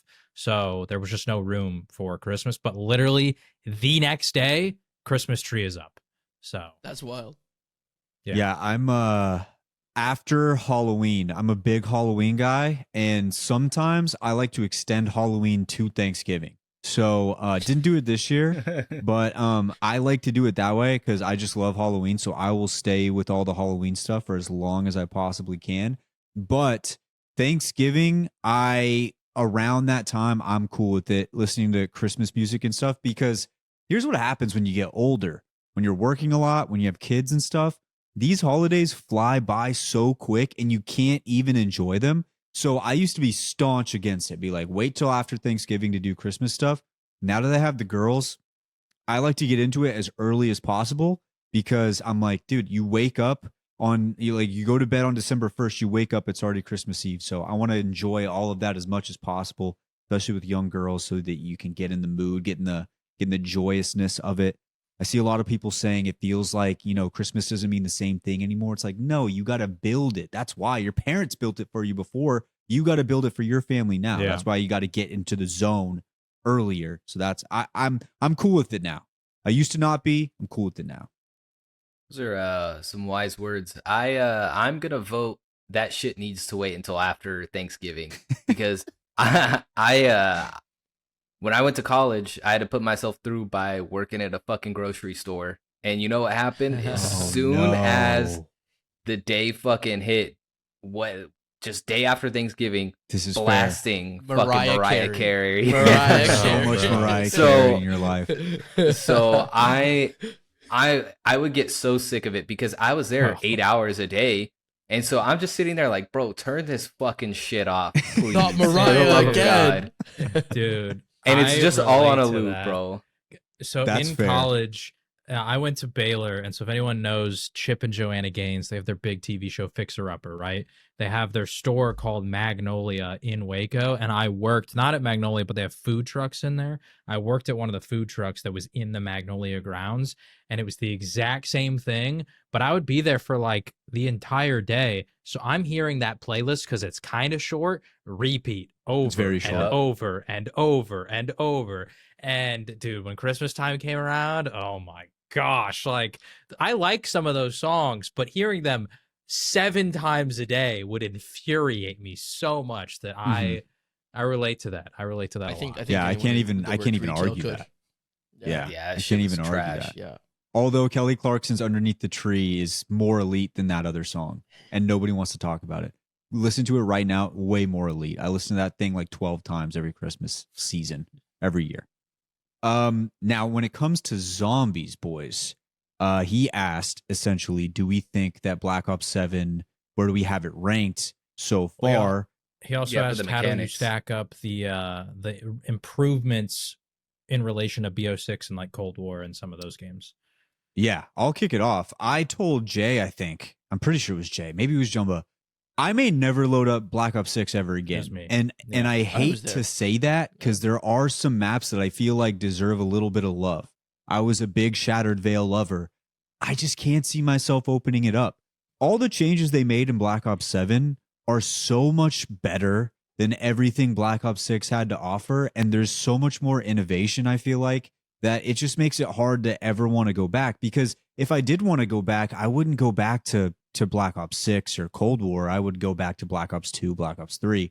I wouldn't really even think about those two. So I think Black Ops 6 is going to age very badly because, like we said, we had actually enjoyed Black Ops 6. We did talk a lot of shit on it, but we did play it a lot. Like, we played that game a ton. I don't know if we'll ever go back, man, because Ashes has already made things look so much better for the future of zombies. And we already have the DLC 1 that's coming out. So I don't know, man. It's tough to say right now. I could be just in the moment, but man, it's like everything they changed was so much better. If I could rate it above all of or like where I would rate it right now, it's still early. But once again, like I said, it would be above Black Ops 6. It would be above Cold War. It would be above everything else non-Treyarch. I don't think I'd put it above BO4. I'm really having fun on BO4. So I think that's where it'd sit, right below Black Ops 4. For me, I would agree. This is a point of frustration for me with modern zombies, where I feel like game to game they don't really change that much. There's not a whole lot of innovation, which is frustrating when you look back at this has been 6 years since Cold War came out, so modern zombies has been that time length. And I know I've made this point before, but think back to World at War to BO3, I think was the same time span, and how much changed across that entire time period. So game to game, I don't feel like there's a whole lot of individual changes, but the one thing I do appreciate, BO7 for so far, and we'll have to see about this because obviously only one map is out yet. There's potentially going to be, who knows, 4 or 5, maybe more. So once all those maps out, we can have a more full-fledged opinion on this. But the statement I'll make right now is the Ashes of the Damned experience feels like the full culmination of what Modern Zombies should have always been, because there's certain things that Modern Zombies was severely lacking. Like Cold War and BO6, man, they just lack the aura, the atmosphere, the vibe. And Ashes has that. They lack innovation in terms of like fun in-game mechanics. I feel like Old Tessie has that. They lacked a lot of creativity when it came to like special zombies and wonder weapons and all that kind of stuff. So there's just a lot of things that I feel like they've like massively improved upon in that regard that I think should have been there from day one with Cold War. But the fact that it's here now feels like this is like probably the masterpiece version of Modern Zombies, which is, you know, as good as Modern Zombies can possibly get, which I still think is really good. So yeah, my simple thing would just be, we've talked about it before, like with maps having a unique identity, and like Jay said, with like the mechanics and stuff like that. And I think that Tessie has brought that. And so that's probably the biggest reason why I like Black Ops 7 so much more than the others, and why I'm more disappointed in Modern Zombies in general, like overall, because it's like, well, it took this long to finally do it. And like, we could have had that as something like that all along, but I guess we're finally here. But yeah. Yeah. also, I just want to clarify before Richie goes, because I Yeah. think both Jump and I sounded very negative right there. In the explanation that we totally already Yeah. gave Yeah. before we recorded this, we're Right. super positive, Yeah. and we actually really Loving like the the map. game. But yeah, Loving the game. Yeah, because things do not go out of order here on Pack-a-Pod. We are Definitely always not. in order. I think J-Alc had a good point. In the span of 6 years, it feels like this is really what we should have had all along. I do like the mechanics a lot more. To me, even just the smallest details, I am honestly having so much fun with the fucking double jump, or sorry, with the wall jump. That shit has been so much Same. fucking fun. Bro. Have y'all played a lot of Farm yet? There's like the point where you go down into the basement on the house. There's like the walls are like cornered on each other, and you can just bounce back and forth on them like you're Mario. And I do that shit all the time. I did not know I need to that. try I that. die down there all. I'll have to try that. It's outside the house, but it's like right at the basement Mm. entrance of the house. It's like a cornered wall, and you can just bounce Okay. back and forth between them. They're fun.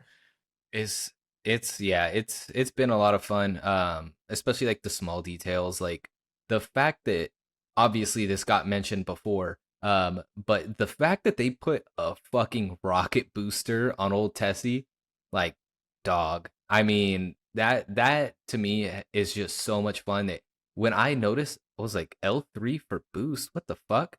And then you just click it and you just go flying off of a ramp. Like, what the fuck? That shit was so fun. And it's still fun. I think that there's a lot of things in this game that are gonna continue to bring joy. So I just hope that they really build off of that momentum. Yeah, no, I 100% agree. And we've got one more here. Last one comes from Evan again.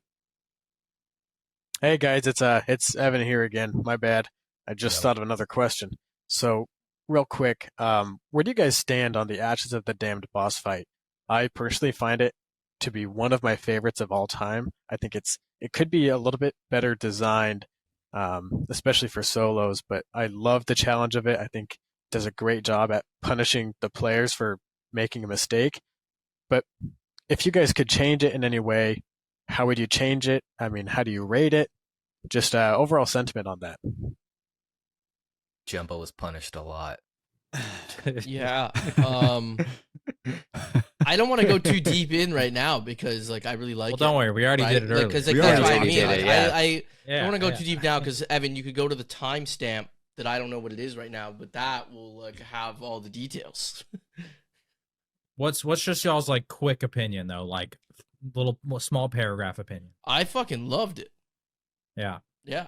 I thought it was I sick. really enjoyed it too. I actually really enjoyed the difficulty, and the people online saying they want it nerfed, I do not agree. Yeah, There's- I was just gonna. Sorry, go ahead, Jumbo. Sorry, yeah. All I was going to quickly say is like all the other boss fights, they are all great, but even Citadel, which we talked about, which was a really fun one, none of them really made me want to be like, I want to do that again. Whereas this one, I'm like, I gotta get back in there. I need to get back in there now.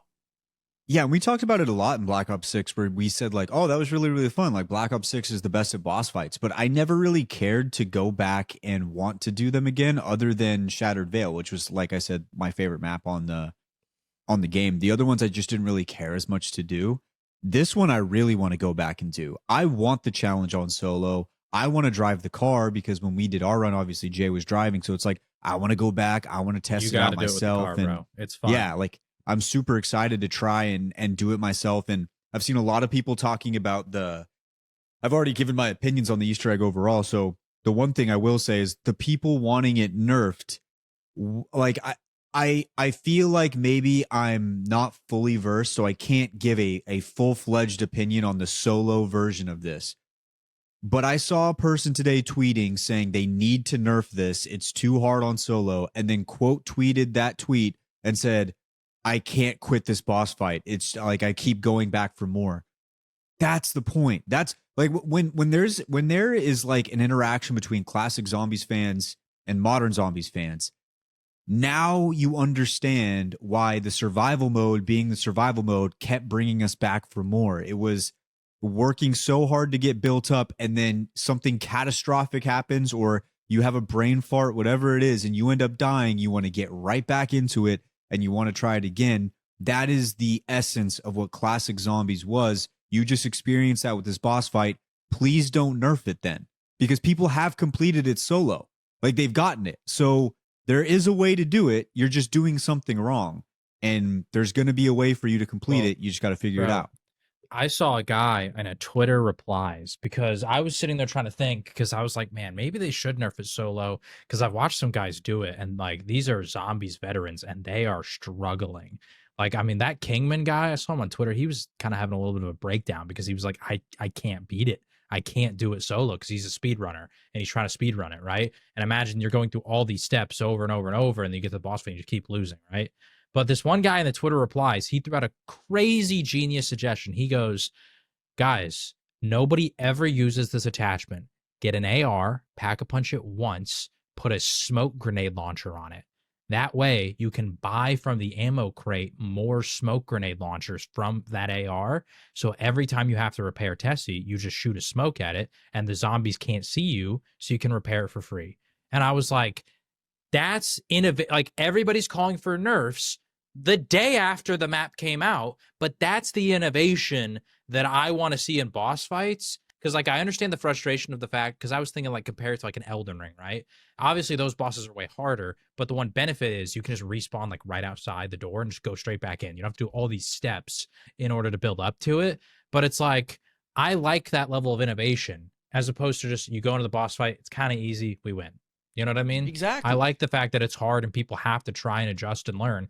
And to be honest, and I know we were using super gobblegums and all that stuff, but we beat it first try as a group. So, like, if us clowns can beat it our first try, there's no way a lot of these like hardcore Zombies players can't beat it too with their friends. In the context of like innovation and like having having to strategize and like think of different things. Like we were talking about like high rounds in the past where they had to come up with all these things where now like you could have just used like a mutant injection. Well, like this is like that same thing. Instead of just going in there and just shooting your gun and running around and popping all your gobble gums, you actually have to think. Like I have been grinding to unlock the shoot while sprinting on stamina up, because one of the biggest reasons I was dying is because I was focusing on shooting the boss so much that I was just getting caught by the zombies. Like I like, it was funny why it's like, oh, I wasn't shooting the boss at all because I was just dealing with the zombies. I'm like, I did the opposite. I didn't care about the zombies. I kept shooting the fucking boss and they were smacking me. So if I can sprint while shooting, then they can't hit me, right? Yeah. So especially the Ravagers. The Ravagers are really the biggest problem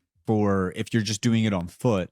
But once again, like, just to add on to this point, Zombies high rounders have been finding ways around bugs and glitches for literal decades, finding ways around things where it's basically the game's telling you can't, like, it's done. You can't figure it out. And they always find a way. If you're struggling with the boss fight, there is a way to do it. There's innovation. This is why classic Zombies fans love classic Zombies. It was the innovation to find a way to beat it rather than going on Twitter complaining to a dev saying, yeah, we need to nerf it. We finished it on our first ever run on maybe my second time playing the map. I think Richie's first. Well, yeah, No, literally Richie like played. Richie played. So it was like my second time playing the map too. Yeah. So same. and so I'll just give my quick opinion on it. Is one, it was super fun, but two, like Jay said, there's so many different ways to try to beat it. Like we were halfway, not even, we were like 80% done with the boss fight, and then I was like, oh shit, let me just see what this teleporter does. And it teleports you to the fucking turret of Old Tessie. So as a group, there's absolutely no reason why you can't beat this. Mhm. It's gonna, honestly, yeah, it's gonna be a skill problem, just throwing that out there. But everybody's just complaining, and it's like, bro, give it some time. You're gonna Yeah. figure it out. And a lot of these people, they just want, obviously, the easy way. They want Mhm. this shit handed to them. And you know what? I'm glad that it's this difficult because, yeah, I mean, it was hard. We obviously already talked about how, We were stressed. Jumbo was going down, Wyatt was going down.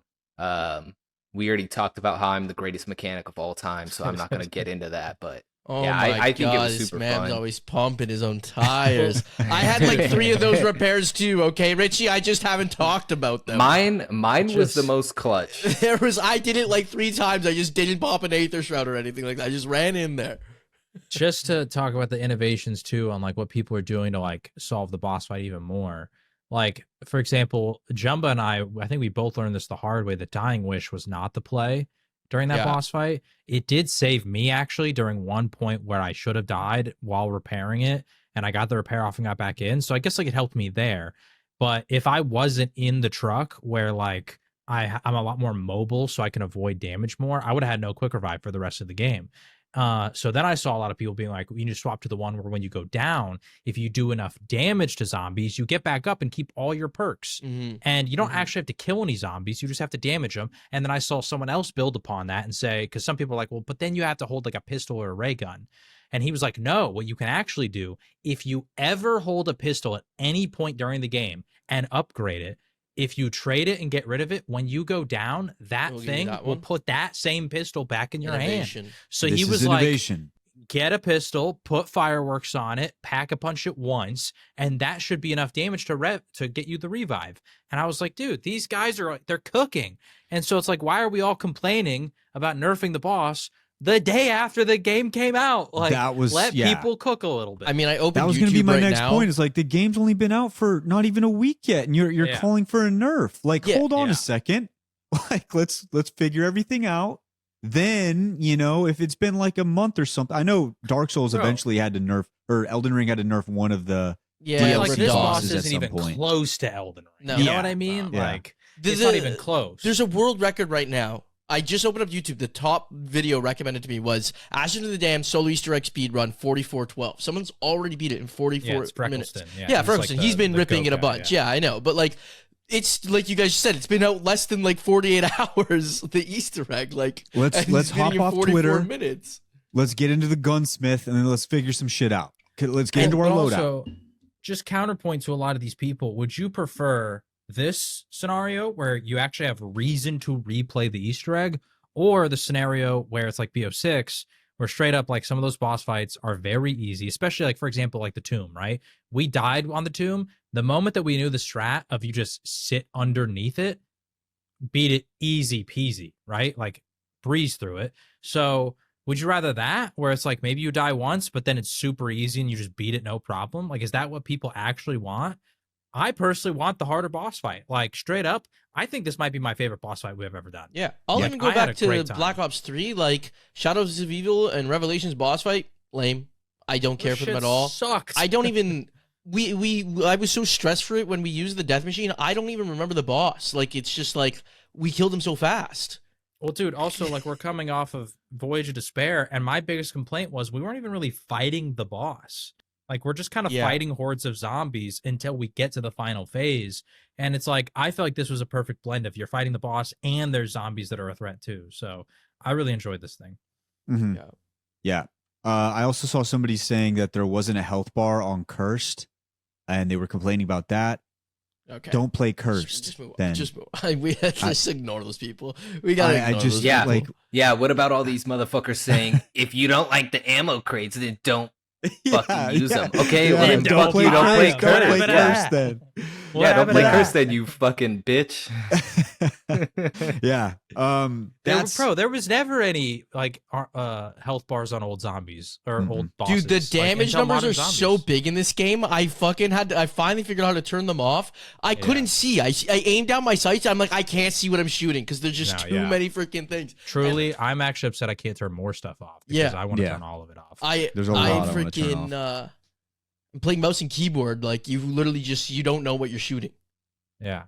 But dude, like BO4 bosses, none of them have health bars. BO3 bosses, they don't have health bars. Like, what are we talking about? I know that modern zombies like Cold War and BO6 have health bars, but do you need one? Like, no, it's way more exciting when you don't have one. When you just don't know how much longer do we have to do this? Yeah, you don't know. So anyway.